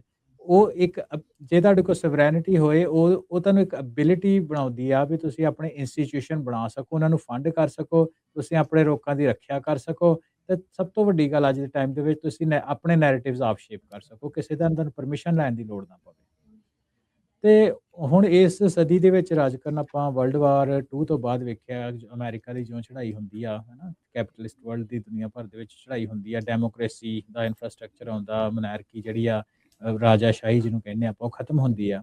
ਸੋ ਜਿਹੜੀ ਹੁਣ ਖੈਰ ਉਹ ਵੀ ਗੱਲ ਪਿੱਛੇ ਰਹਿ ਗਈ ਹੈ, ਪਰ ਉਹਦੇ ਨਾਲ ਜਿਹੜੀ ਸਵਰੈਨਿਟੀ ਦੀ ਡੈਫੀਨੇਸ਼ਨ ਐਸਟੈਬਲਿਸ਼ ਹੋਈ ਆ, ਉਹ ਹੋਈ ਆ ਤੁਹਾਡੇ ਵੋਟ ਤੰਤਰ ਦੇ ਰਾਹੀਂ ਤੁਹਾਡੇ ਬਾਰਡਰ ਕਿੱਡੇ ਤੁਹਾਡਾ ਦੇਸ਼ ਮੁਲਕ ਕਿੱਡਾ ਵੱਡਾ ਵਾ, ਉਹਦੇ ਬਾਰਡਰ ਕਿੱਥੇ ਆ, ਤੁਹਾਡੀ ਮਿਲਟਰੀ ਕਿੱਡੀ ਸਟਰੋਂਗ ਆ, ਤੁਹਾਡੀ ਟ੍ਰੀਟੀਜ਼ ਬਾਕੀ ਦੇਸ਼ਾਂ ਦੇ ਨਾਲ ਵਪਾਰ ਦੀਆਂ ਕਿੱਦਾਂ, ਉਹ ਸਾਰੀਆਂ ਸੋਵਰੈਨਿਟੀ ਨੂੰ ਡਿਫਾਈਨ ਕਰਦੀਆਂ। ਤੇ ਆਪਾਂ ਆਪਣੇ ਪਿਛਲੇ ਟਾਕ ਸ਼ੋਅ ਵਿੱਚ ਵੀ ਗੱਲਬਾਤ ਕੀਤੀ ਸੀ ਕਿ ਮਾਡਰਨ ਸੋਵਰੈਨਿਟੀ ਦੀ ਜਦੋਂ ਆਪਾਂ ਗੱਲ ਕਰਦੇ ਹਾਂ ਤੇ ਉਹਦੇ ਵਿੱਚ ਗੱਲ ਇਕੱਲੀ ਬਾਰਡਰਸ ਦੀ ਤੇ ਟ੍ਰੀਟੀਜ਼ ਦੀ ਜਾਂ ਬੈਲਟਸ ਦੀ ਨਹੀਂ ਰਹੀ। ਹੁਣ ਮਾਡਰਨ ਸੋਵਰੈਨਿਟੀ ਦੇ ਵਿੱਚ ਇਹ ਆ ਕਿ ਤੁਹਾਡੀਆਂ ਕਿੱਡੀਆਂ ਸਟਰੋਂਗ ਮਾਰਕੀਟਸ ਆ, ਤੁਹਾਡੇ ਕੋਲ ਟੈਕਨੋਲੋਜੀ ਕਿੰਨੀ ਜ਼ਿਆਦਾ, ਤੁਹਾਡੀ ਸਪਲਾਈ ਚੇਨ ਕਿੰਨੀਆਂ ਸਟਰੋਂਗ ਆ, ਤੁਹਾਡੇ ਫਾਈਨੈਂਸ ਇਨਫਰਾਸਟ੍ਰਕਚਰ ਕਿੱਡੇ ਆ, ਤੇ ਤੁਹਾਡੀ ਜੀਓਗ੍ਰਾਫੀ ਤਾਂ ਚੱਲ ਉਹ ਸ਼ੁਰੂ ਤੋਂ ਰਹੀ ਆ, ਹਨਾ, ਉਹ ਤਾਂ ਐਗਜ਼ਿਸਟ ਕਰਦੀ ਆ। ਸੋ ਇਹ ਸਾਰੀਆਂ ਚੀਜ਼ਾਂ ਦੇ ਵਿੱਚ ਹੁਣ ਇਹ ਨਹੀਂ ਮੈਟਰ ਕਰਦਾ। ਹੁਣ ਮੰਨ ਲਓ ਕੋਈ ਧਨਾਢ ਬੰਦਾ, ਬਹੁਤ ਬਿਲੀਅਨੇਰ ਲੋਕ ਬੈਠੇ, ਆਪਣੇ ਟਰੰਪ ਸਾਹਿਬ ਹੀ ਦੇਖ ਲਓ, ਸਰਪੰਚ ਸਾਹਿਬ ਦਾ ਪੂਰੀ ਦੁਨੀਆ ਦੇ ਵਿੱਚ ਆਪਣੀ ਸਰਮਾਏਦਾਰੀ ਹੈਗੀ। ਈਵਨ ਇੰਡੀਆ ਦੇ ਵਿੱਚ ਬੰਬੇ ਤੱਕ ਦੇ ਮੈਂ ਉਹਨਾਂ ਦੇ ਟੈਕਸ ਦੇਖਦਾ ਸੀ ਕੁਝ ਸਾਲ ਪਹਿਲਾਂ, ਤੇ ਉਹਦੇ ਵਿੱਚ ਵੀ ਉਹਨਾਂ ਨੇ ਸੈਟਅਪ ਕੀਤਾ ਹੋਇਆ। ਅਮਰੀਕਾ ਦੇ ਵਿੱਚ ਇੱਕ ਇਹ ਕਹਿੰਦੇ ਕਿ ਜਿਹੜੇ ਬਿਲੀਅਨੇਅਰਸ ਆ ਉਹਨਾਂ ਮਲਟੀ ਦੇਸ਼ਾਂ ਦਾ ਵੀਜ਼ਾ ਲਿਆ ਹੋਇਆ। ਨਿਊਜ਼ੀਲੈਂਡ ਦਾ 골ਡਨ ਵੀਜ਼ਾ ਆਪਣੇ ਬਿਲੀਅਨੇਅਰਸ ਲਈ ਬੇ ਏਰੀਆ ਦੇ ਵਾਲਿਆਂ ਵਾਸਤੇ ਬਹੁਤ ਪਪੂਲਰ ਆ। ਸੋ ਉਹਨਾਂ ਦੇ ਲਈ ਬਾਰਡਰ ਤਾਂ ਡੈਫੀਨਿਟਲੀ ਮੇਕ ਸੈਂਸ ਕਰਦੇ ਹੀ ਆ, ਪਰ ਉਹ ਇੰਨੇ ਵੀ ਜ਼ਿਆਦਾ ਬਾਰਡਰ ਦੇ ਨਾਲ ਟਾਈਟ ਨਹੀਂ ਹੈਗੇ। ਸੋਵਰੈਨਿਟੀ ਜਿਹੜੀ ਆਪਣੀ ਵੀ ਮੰਨ ਲਓ ਵੀ ਅਮਰੀਕਾ ਦੇ ਕਿਸੇ ਨੂੰ ਇਹ ਲੱਗਦਾ ਕਿ ਹਾਲਾਤ ਰਹਿਣ ਯੋਗ ਨਹੀਂ ਆ, ਤੇ ਉਹਨਾਂ ਅਮਰੀਕਾ ਤੋਂ ਫਲਾਈ ਕਰਕੇ ਕਿਸੇ ਹੋਰ ਜਗ੍ਹਾ ਦੇ ਉੱਤੇ ਰਹਿਣ ਲੱਗ ਪੈਣਾ। ਕਈ ਮੂਵ ਵੀ ਹੋਏ ਆ ਜੋ ਪੋਲੀਟੀਕਲ ਚੀਜ਼ਾਂ ਦੇ ਕਰਦੇ ਆ ਲੋਕ ਇਦਾਂ ਕਰਦੇ ਆ, ਹਨਾ। ਸੋ ਜੇ ਕਿਸੇ ਕੋਲ ਤੁਹਾਡੇ ਕੋਲ ਪੈਸਾ ਹੈਗਾ, ਤੁਸੀਂ ਆਪਣੇ ਆਪ ਨੂੰ ਡਿਵਰਸੀਫਾਈ ਕਰਦੇ ਹੋ। ਸੋ ਗੱਲ ਜਿਹੜੀ ਆ ਉੱਥੋਂ ਤੱਕ ਨਹੀਂ ਰਹੀ। ਜਿਹੜੀ ਹੁਣ ਮਾਡਰਨ ਸੋਵਰੈਨਿਟੀ ਆ, ਉਹ ਫਿਰ ਮੈਂ ਉਹਨੂੰ ਰਿਪੀਟ ਕਰਦਾ ਕਿ ਉਹ market, technology, supply chain, finance ਤੇ ਜੀਓਗ੍ਰਾਫੀ, ਇਹ ਜਿਹੜੀਆਂ ਕੁਝ ਚੀਜ਼ਾਂ ਵਾ ਇਹਦੇ ਤੇ ਬਹੁਤ ਜ਼ਿਆਦਾ ਡਿਪੈਂਡ ਕਰਨ ਲੱਗ ਪਈ। ਹੁਣ ਸਪਲਾਈ ਚੇਨ ਦੇ ਕਰਕੇ ਨਾ ਚਾਈਨਾ ਨੇ ਪੂਰੀ ਦੁਨੀਆ ਉੱਪਰ ਆਪਣੀ ਜੜ੍ਹਾਂ ਲਾਈਆਂ ਹੋਈਆਂ। ਅਮਰੀਕਾ ਚਾਹ ਕੇ ਵੀ ਸਿੱਧਾ ਤੌਰ ਦੇ ਉੱਤੇ ਚਾਈਨਾ ਦੇ ਉੱਤੇ ਹਮਲਾ ਜਾਂ ਯੂਰਪ ਨਹੀਂ ਕਰ ਸਕਦਾ, ਜਾਂ ਉਹਨੂੰ ਇਸ ਤਰ੍ਹਾਂ ਥੱਲੇ ਨੂੰ ਨਹੀਂ ਧੱਕ ਸਕਦਾ, ਕਿਉਂਕਿ ਉਹਦੇ ਨਾਲ ਜਿਹੜੀ ਸਪਲਾਈ ਚੇਨ ਆ ਉਹ ਸਾਰੀ ਦੀ ਸਾਰੀ ਟੁੱਟਦੀ ਹੈ ਚਾਹੁੰਦੇ ਹੋਏ। ਸੋ ਇਹ ਵੀ ਇੱਕ ਤਰੀਕਾ ਹੈਗਾ, ਚਾਈਨਾ ਨੇ ਆਪਣੀ ਸੋਵਰੈਨਿਟੀ ਪੂਰੀ ਦੁਨੀਆ ਦੇ ਉੱਤੇ ਕਾਇਮ ਰੱਖੀ ਹੋਈ ਹੈ। ਸੋ ਬਿਲਕੁਲ ਜਿੱਦਾਂ ਤੁਸੀਂ ਕਿਹਾ ਵੀ ਨਾ, ਇਹ ਹੁਣ ਜਿਹੜੀ ਨਵੇਂ ਤਰੀਕੇ ਦੀ ਜਿਹੜੀ ਸੋਵਰੈਨਿਟੀ ਆ, ਉਹ ਮਾਡਰਨ ਜਿਹਨੂੰ ਤੁਸੀਂ ਕਹਿ ਲਓ ਵੀ, ਉਹਦੇ ਵਿੱਚ ਫਰਕ ਬਹੁਤ ਆ। ਹਾਂਜੀ, ਫਰਕ ਇਸ ਲਈ ਜਿੱਦਾਂ ਵੀ ਹੁਣ ਤੁਸੀਂ ਚੀਨ ਦਾ ਜਿੱਦਾਂ ਉਦਾਹਰਨ ਲਿਆ ਆ, ਆਪੋ ਆਪਣੀ ਉਹ ਡੀਲਸ ਦੇ ਨਾਲ ਉਹ ਮੁਲਕ ਦੇ ਉੱਤੇ ਕੰਟਰੋਲ 'ਚ ਆ ਜੀ। ਬਿਲਕੁਲ, ਉਹ ਇੰਡਸਟਰੀਅਲ ਕੋਲੋਨਾਈਜੇਸ਼ਨ ਉਸ ਦੇ ਜ਼ਰੀਏ ਜਿਹੜੀ ਨਾਲ ਕਰ ਰਿਹਾ, ਦੂਜੇ ਮੁਲਕ ਦੇ ਲਈ ਉਹਦੀ ਸੋਵਰੈਨਿਟੀ ਖਤਰੇ 'ਚ ਜੀ। ਠੀਕ ਹੈ ਨਾ, ਜਿਹਦੇ ਉੱਤੇ ਤੁਸੀਂ ਜਾਣਦੇ ਹੋ। ਹੁਣ ਆਪਣੇ ਹਾਂਜੀ 1849 ਦੇ ਵਿੱਚ ਜਦੋਂ ਪੰਜਾਬ ਦੀ ਸੋਵਰੈਨਿਟੀ ਖਤਮ ਹੋ ਜਾਂਦੀ ਆ ਮਹਾਰਾਜਾ ਰਣਜੀਤ ਸਿੰਘ ਦੇ ਰਾਜ ਤੋਂ ਬਾਅਦ, ਤੇ ਫਿਰ ਉਹਦੇ ਤੋਂ ਬਾਅਦ ਸਾਨੂੰ ਪਤਾ ਹੀ ਆ ਕਿ ਜਿਹੜੀ ਨਵੀਂ ਸਟੇਟ ਆਉਂਦੀ ਆ ਉਹ ਆਪਣੀਆਂ ਪਾਲਿਸੀ ਲੈ ਕੇ ਆਉਂਦੀ ਆ, ਤੇ ਉਹਨਾਂ ਮੇਕ ਸ਼ੋਰ ਕਰਨਾ ਹੁੰਦਾ ਕਿ ਜਿਹੜੇ ਲੋਕਾਂ ਤੋਂ ਉਹਨਾਂ ਨੂੰ ਖਤਰਾ ਹੋਏ, ਤੇ ਜਿਹੜੀ ਕਲਚਰ ਤੋਂ ਉਹਨਾਂ ਨੂੰ ਖਤਰਾ ਹੋਏ, ਉਹਨਾਂ ਦੇ ਵਿੱਚ ਡਿਸਰਪਸ਼ਨ ਪਾਉਣੀ ਹੁੰਦੀ ਆ। ਜਦੋਂ ਪੰਜਾਬ ਦੀ ਆਪਾਂ ਗੱਲ ਕਰਦੇ ਆ 1849 ਦੇ ਵਿੱਚ ਮਹਾਰਾਜਾ ਰਣਜੀਤ ਸਿੰਘ ਦੇ ਰਾਜ ਤੋਂ ਬਾਅਦ ਕਿਹੜੇ ਕੁਝ ਚੀਜ਼ਾਂ ਤੋਂ ਉਹਨਾਂ ਨੂੰ ਖਤਰਾ ਸੀ, ਭਾਸ਼ਾ ਤੋਂ, ਕਲਚਰ ਤੋਂ, ਤੇ ਜਿਹੜੇ ਉਸ ਕਲਚਰ ਦੇ ਵਿੱਚ ਨਿਪੁੰਨ ਲੋਕੀ ਸੀ। ਮੈਂ ਹੋਰ ਕੋਈ ਨੂੰ ਖੋਲ ਦੇਵਾਂ, ਭਾਸ਼ਾ ਪੰਜਾਬੀ, ਕਲਚਰ ਜਿਹੜਾ ਲੋਕਾਂ ਦਾ ਰਹਿਣ ਸਹਿਣ ਦਾ ਤਰੀਕਾ, ਤੇ ਤੀਸਰੀ ਚੀਜ਼ ਇਹ ਹੈ ਕਿ ਜਿਹੜੇ ਉਸ ਦੇ ਲੀਡਰ ਸੀ, ਇਸ ਕੇਸ ਦੇ ਵਿੱਚ ਜਿਹੜੇ ਨਿਹੰਗ ਸਿੰਘ ਸੀ, ਅਕਾਲੀ ਸਿੰਘ ਸੀ, ਸੋ ਉਹਨਾਂ ਤਿੰਨਾਂ ਦੇ ਉੱਤੇ ਜਿਹੜਾ ਸਭ ਤੋਂ ਵੱਡਾ ਵਾਰ ਕੀਤਾ ਹੈ ਨਾ। ਇਹ ਗੱਲ ਅਸੀਂ ਇਕੱਲੇ ਪੰਜਾਬ ਦੀ ਨਹੀਂ ਕਰਦੇ, ਪੰਜਾਬ ਤੋਂ ਬਾਹਰ ਵਾਲੇ ਵੀ ਖੇਤਰ ਦੀ ਗੱਲ ਕਰਦੇ ਕਿ ਮੁਗਲਾਂ ਤੋਂ ਜਿਹਨਾਂ ਨੂੰ ਸਭ ਤੋਂ ਵੱਧ ਖਤਰਾ ਸੀ 1857 ਦੇ ਗਦਰ ਤੋਂ ਬਾਅਦ, ਜਿਹੜਾ ਅਵਧ ਦਾ ਏਰੀਆ ਸੀ, ਜਿਹਨੂੰ ਅੱਜ ਕੱਲ੍ਹ ਯੂਪੀ ਬਿਹਾਰ ਦਾ ਏਰੀਆ ਕਹਿੰਦੇ ਆ, ਉਹਦੇ ਤੋਂ ਉਹਨਾਂ ਫਾਈਨੈਂਸ਼ੀਅਲ ਇਨਫਰਾਸਟ੍ਰਕਚਰ ਉਹਨਾਂ ਦਾ ਇੰਨਾ ਕੁ ਉਹਨਾਂ ਦਾ ਲੱਕ ਤੋੜਿਆ ਕਿ ਅੱਜ ਦੇ ਟਾਈਮ ਦੇ ਵਿੱਚ ਵੀ ਉੱਥੋਂ ਜਿਹੜੇ ਲੋਕ ਆ ਪੰਜਾਬ ਦੇ ਵਿੱਚ ਦਿਹਾੜੀਆਂ ਕਰਨ ਆਉਂਦੇ ਆ। ਕਿਸੇ ਟਾਈਮ ਦੇ ਉੱਤੇ ਇਸ ਖਿੱਤੇ ਦਾ, ਅਵਧ ਖਿੱਤੇ ਦਾ, ਪੂਰੇ ਇਸ ਸਬ ਕੰਟੀਨੈਂਟ ਉੱਤੇ ਕਬਜ਼ਾ ਹੁੰਦਾ ਸੀ। ਉਹਦੇ ਤੋਂ ਮਿਸਾਲ ਹੋ ਵੀ ਹਿੰਦੀ, ਉਰਦੂ ਜਿਹੜੀ ਆ ਉਸ ਏਰੀਏ ਦੀ ਭਾਸ਼ਾਵਾਂ ਜਿਨ੍ਹਾਂ ਦਾ ਪੂਰਾ ਪਾਕਿਸਤਾਨ ਤੇ ਇੰਡੀਆ ਦੇ ਉੱਤੇ ਹੈ ਨਾ ਕਬਜ਼ਾ ਹੈਗਾ। ਸੋ ਪੂਰੇ ਇਹਨਾਂ ਦੇ ਇੱਕ ਕਹਿਣਾ ਮਤਲਬ ਕਿ ਲੋਕਾਂ ਦੇ ਮਾਈਂਡ ਦੇ ਉੱਤੇ ਜਾਂ ਕਲਚਰ ਨੂੰ, ਨੈਰੇਟਿਵ ਨੂੰ ਸ਼ੇਪ ਕਰਦੇ ਆ। ਪਰ ਜਦੋਂ ਕਿਸੇ ਚੀਜ਼ ਨੂੰ ਤੋੜਨਾ ਹੁੰਦਾ, ਤੇ ਜਿਹੜੀ ਉਹਨਾਂ ਦੀ ਫਾਈਨੈਂਸ਼ੀਅਲ ਸਪਲਾਈ ਚੇਨ ਹੁੰਦੀ ਆ, ਉਹਨੂੰ ਤੋੜਨ ਦੀ ਕੋਸ਼ਿਸ਼ ਕੀਤੀ ਜਾਂਦੀ ਹੈ। ਆਪਣੇ ਸਿੱਖਾਂ ਦੇ ਸੰਦਰਭ ਦੇ ਵਿੱਚ ਵੀ ਜਿਹੜਾ ਚਲੋ ਜੂਨ 84 ਦਾ ਹਮਲਾ, ਇਹਨੂੰ ਤੇ ਇਸ ਤਰ੍ਹਾਂ ਕਹਿ ਸਕਦੇ ਕਿ ਜੋ ਜੂਨ 84 ਦਾ ਹੋਇਆ ਖਾੜਕੂ ਜਾਂ ਸੰਤਾਂ ਕਰਕੇ ਹੋਇਆ, ਪਰ ਜੋ 1984 ਨਵੰਬਰ 1984 ਦਾ ਹਮਲਾ ਉਹ ਕਾਹਤੋਂ ਹੋਇਆ ਸੀ, ਇਹ ਵੀ ਆਪਾਂ ਨੂੰ ਸੋਚਣ ਦੀ ਲੋੜ ਬਣਦੀ ਹੈ ਨਾ। ਉਹ ਹਮਲਾ ਹੈਗਾ ਸੀ ਜਿਹੜੇ ਸ਼ਹਿਰੀ ਸਿੱਖ ਸੀ, ਜਾਂ ਪੰਜਾਬ ਤੋਂ ਬਾਹਰ ਦਾ ਸਿੱਖ, ਸੋ ਕਾਲਡ ਪੰਜਾਬ ਤੋਂ ਬਾਹਰ ਦਾ ਡਾਇਸਪੋਰਾ ਕੰਟਰੀ, ਪੰਜਾਬ ਤੋਂ ਬਾਹਰ ਦਾ, ਸੋ ਉਹਨਾਂ ਦੇ ਜਿਹੜੇ ਫਾਈਨੈਂਸ਼ੀਅਲ ਲੱਕ ਤੋੜਨ ਦੇ ਲਈ ਉਹ ਇੱਕ ਵੱਡਾ ਜਿਹੜਾ ਹਮਲਾ ਉਹਨੂੰ ਇਸ ਤਰੀਕੇ ਨਾਲ ਮੈਨੇ ਵਾਈਟ ਪੇਪਰ ਦੇ ਵਿੱਚ ਇਹ ਚੀਜ਼ ਲਿਖੀ ਮੈਂ ਪੜ੍ਹੀ, ਜਿਹੜੀ ਕਿ ਮੇਕ ਸੈਂਸ ਵੀ ਕਰਦੀ ਹੈ ਤੇ ਅੱਜ ਦੀ ਕਨਵਰਸੇਸ਼ਨ ਦੇ ਅਨੁਕੂਲ ਵੀ ਆ। ਹੂੰ ਹੂੰ ਹੂੰ ਹੂੰ ਉਹ ਇਹ ਜਿਹੜੀ ਆ ਇਕਨੋਮਿਕ ਸਮਰੱਥਾ ਜਿਹੜੀ ਤੁਹਾਡੀ ਹੂੰ ਪੈਸੇ ਦੀ ਸਮਰੱਥਾ ਜਿਹੜੀ ਪੂੰਜੀ ਦੀ ਇਕੱਠੇ ਕਰਨ ਦੀ, ਤੇ ਉਹਨੂੰ ਜਦੋਂ ਟੁੱਟ ਜਾਂਦੀਆਂ, ਅਗੇਨ ਜਿਹੜੇ ਆਪਾਂ ਗੱਲ ਕਰਦੇ ਡੈਫੀਨੇਸ਼ਨ ਤੋਂ ਤੇ ਆਪਾਂ ਦੁਬਾਰਾ ਆਉਂਦੇ ਆ ਨਾ ਕਿ ਜਦੋਂ ਸਵਰੈਨਿਟੀ ਦੀ ਗੱਲ ਕਰਦੇ it's also an ability to create and fund institutions. Institution ਕਿਸੇ ਕੰਮ ਲਈ ਬਣਦੇ, ਤੁਹਾਡੇ ਰਾਜਨੀਤਿਕ ਇੰਸਟੀਟਿਊਸ਼ਨਸ ਹੁੰਦੇ ਆ, ਤੁਹਾਡੀਆਂ ਜਿਹਨੂੰ ਰਾਜਨੀਤਿਕ ਪਾਰਟੀਆਂ ਹੁੰਦੀਆਂ, ਤੁਹਾਡੇ ਗੁਰਦੁਆਰੇ ਦੀ ਕਮੇਟੀਆਂ ਹੁੰਦੀਆਂ, ਤੁਹਾਡੀਆਂ ਜਿਹੜੇ ਚੈਂਬਰ ਆਫ ਕਾਮਰਸ ਜਿਹੜੀ ਹੈ ਇਕਨੋਮਿਕਲ ਤੁਹਾਡੇ ਇੰਸਟੀਟਿਊਸ਼ਨਸ ਹੁੰਦੀਆਂ, ਹੋਰ ਵੀ ਤੁਸੀਂ ਐਜੂਕੇਸ਼ਨ ਇੰਸਟੀਟਿਊਸ਼ਨ ਹੁੰਦੀਆਂ ਤੁਹਾਡੀਆਂ ਸਾਰੀਆਂ। ਇਹ ਜੇ ਪੈਸਾ ਨਾ ਹੋਣ ਤੇ ਰਾਜ ਕਰਨੇ ਚੱਲਣ ਕਿੱਦਾਂ, ਰਾਈਟ? ਸੋ ਇਹ ਚੀਜ਼ਾਂ ਤੋਂ ਵੱਧ ਇਹ ਕੋਸ਼ਿਸ਼ ਹੁੰਦੀ ਹੈ ਕਿ ਇਹਨਾਂ 'ਚ ਡਿਸਰਪਸ਼ਨ ਲਿਆਂਦੀ ਜਾਵੇ ਤੇ ਡਿਸਰਪਸ਼ਨ ਕਰਕੇ ਉਹਨਾਂ ਦੀ ਜਿਹੜੀ ਸਪਲਾਈ ਚੇਨ ਆ ਪੈਸੇ ਦੀ, ਜਾਂ ਤਾਂ ਉਹਨੂੰ ਤੋੜਿਆ ਜਾਏ ਜਾਂ ਉਹਨੂੰ ਖੋਹ ਖਰਾਬੂ ਕੀਤਾ ਜਾਏ। ਉਹਦੇ ਤੋਂ ਨਾਲ ਕੀ ਹੁੰਦੀ ਹੈ ਕਿ ਜਿਹੜੀ ਫੰਡਾਮੈਂਟਲ ਇੰਸਟੀਟਿਊਸ਼ਨਸ ਹੁੰਦੀਆਂ ਇਸ ਚੀਜ਼ ਦੀਆਂ ਉਹ ਢਹਿ ਢੇਰੀ ਹੋ ਜਾਂਦੀਆਂ, ਤੇ ਜਿਸ ਪਾਸੇ ਨੂੰ ਇੱਕ ਕੌਮ ਨੇ ਵਧਣਾ ਹੁੰਦਾ ਉਹ ਉਸ ਪਾਸੇ ਨੂੰ ਵੱਧ ਨਹੀਂ ਪਾਉਂਦੀ। ਸੋ ਇਹ ਜਿਹੜੀ ਫਾਈਨੈਂਸ ਆ ਹਰ ਇੱਕ ਚੀਜ਼ ਦਾ ਬੇਸ ਆ, ਤਾਂ ਹੀ ਕਰਕੇ ਜਿਹੜੇ ਫਾਈਨੈਂਸ਼ੀਅਲ ਇੰਸਟੀਟਿਊਸ਼ਨਸ ਦੇ ਉੱਤੇ ਤੁਹਾਡਾ ਆਪਣਾ ਜਿਹੜਾ ਕਬਜ਼ਾ ਜਾਂ ਆਪਣੀ ਤੁਹਾਡੇ ਹਮਖਿਆਲੀ ਲੋਕਾਂ ਦਾ ਕਬਜ਼ਾ ਹੋਣਾ ਬਹੁਤ ਜ਼ਰੂਰੀ ਆ। ਜੇ ਉਹ ਨਹੀਂ ਹੋਊਗਾ ਤੇ ਉਹ ਕਮਿਊਨਿਟੀ ਹੌਲੀ ਹੌਲੀ ਜਿੱਦਾਂ ਵੇਰ ਨੂੰ ਪਾਣੀ ਨਾ ਪਏ ਤੇ ਸੁੱਕ ਵੀ ਜਾਂਦੀ ਆ। ਸੋ ਉਸ ਤਰ੍ਹਾਂ ਕਮਿਊਨਿਟੀ ਨਹੀਂ, ਇਹਦੇ ਵਿੱਚ ਤਾਂ ਸਿੱਧਾ ਉਦਾਹਰਨ ਹਰਵਿੰਦਰ ਮੈਨੂੰ ਲੱਗਦਾ ਪੰਜਾਬ ਐਂਡ ਸਿੰਧ ਬੈਂਕ ਇੱਕ ਆਪਣੇ ਸਾਹਮਣੇ ਉਦਾਹਰਨ, ਹਾਂਜੀ ਬੜੀ ਵੱਡੀ ਐਗਜ਼ਾਮਪਲ ਆ, ਬੜੀ ਵੱਡੀ ਐਗਜ਼ਾਮਪਲ ਆ ਵੀ ਕਿਸੇ ਟਾਈਮ ਦੇ ਉੱਤੇ ਪੰਜਾਬ ਦੇ ਲਈ ਸਿੱਖਾਂ ਨੂੰ ਕਿਸ ਤਰੀਕੇ ਦੇ ਨਾਲ ਉਹਦੇ ਮੋਹਰੇ ਸੀਗਾ, ਤੇ ਹੁਣ ਤੁਸੀਂ ਦੇਖ ਲਓ ਉਹਦਾ ਕੀ ਹਾਲ ਹੋ ਗਿਆ, ਹਾਂਜੀ ਕਿੱਥੇ ਜਿਹੜਾ ਉਹ ਹੋ ਗਿਆ।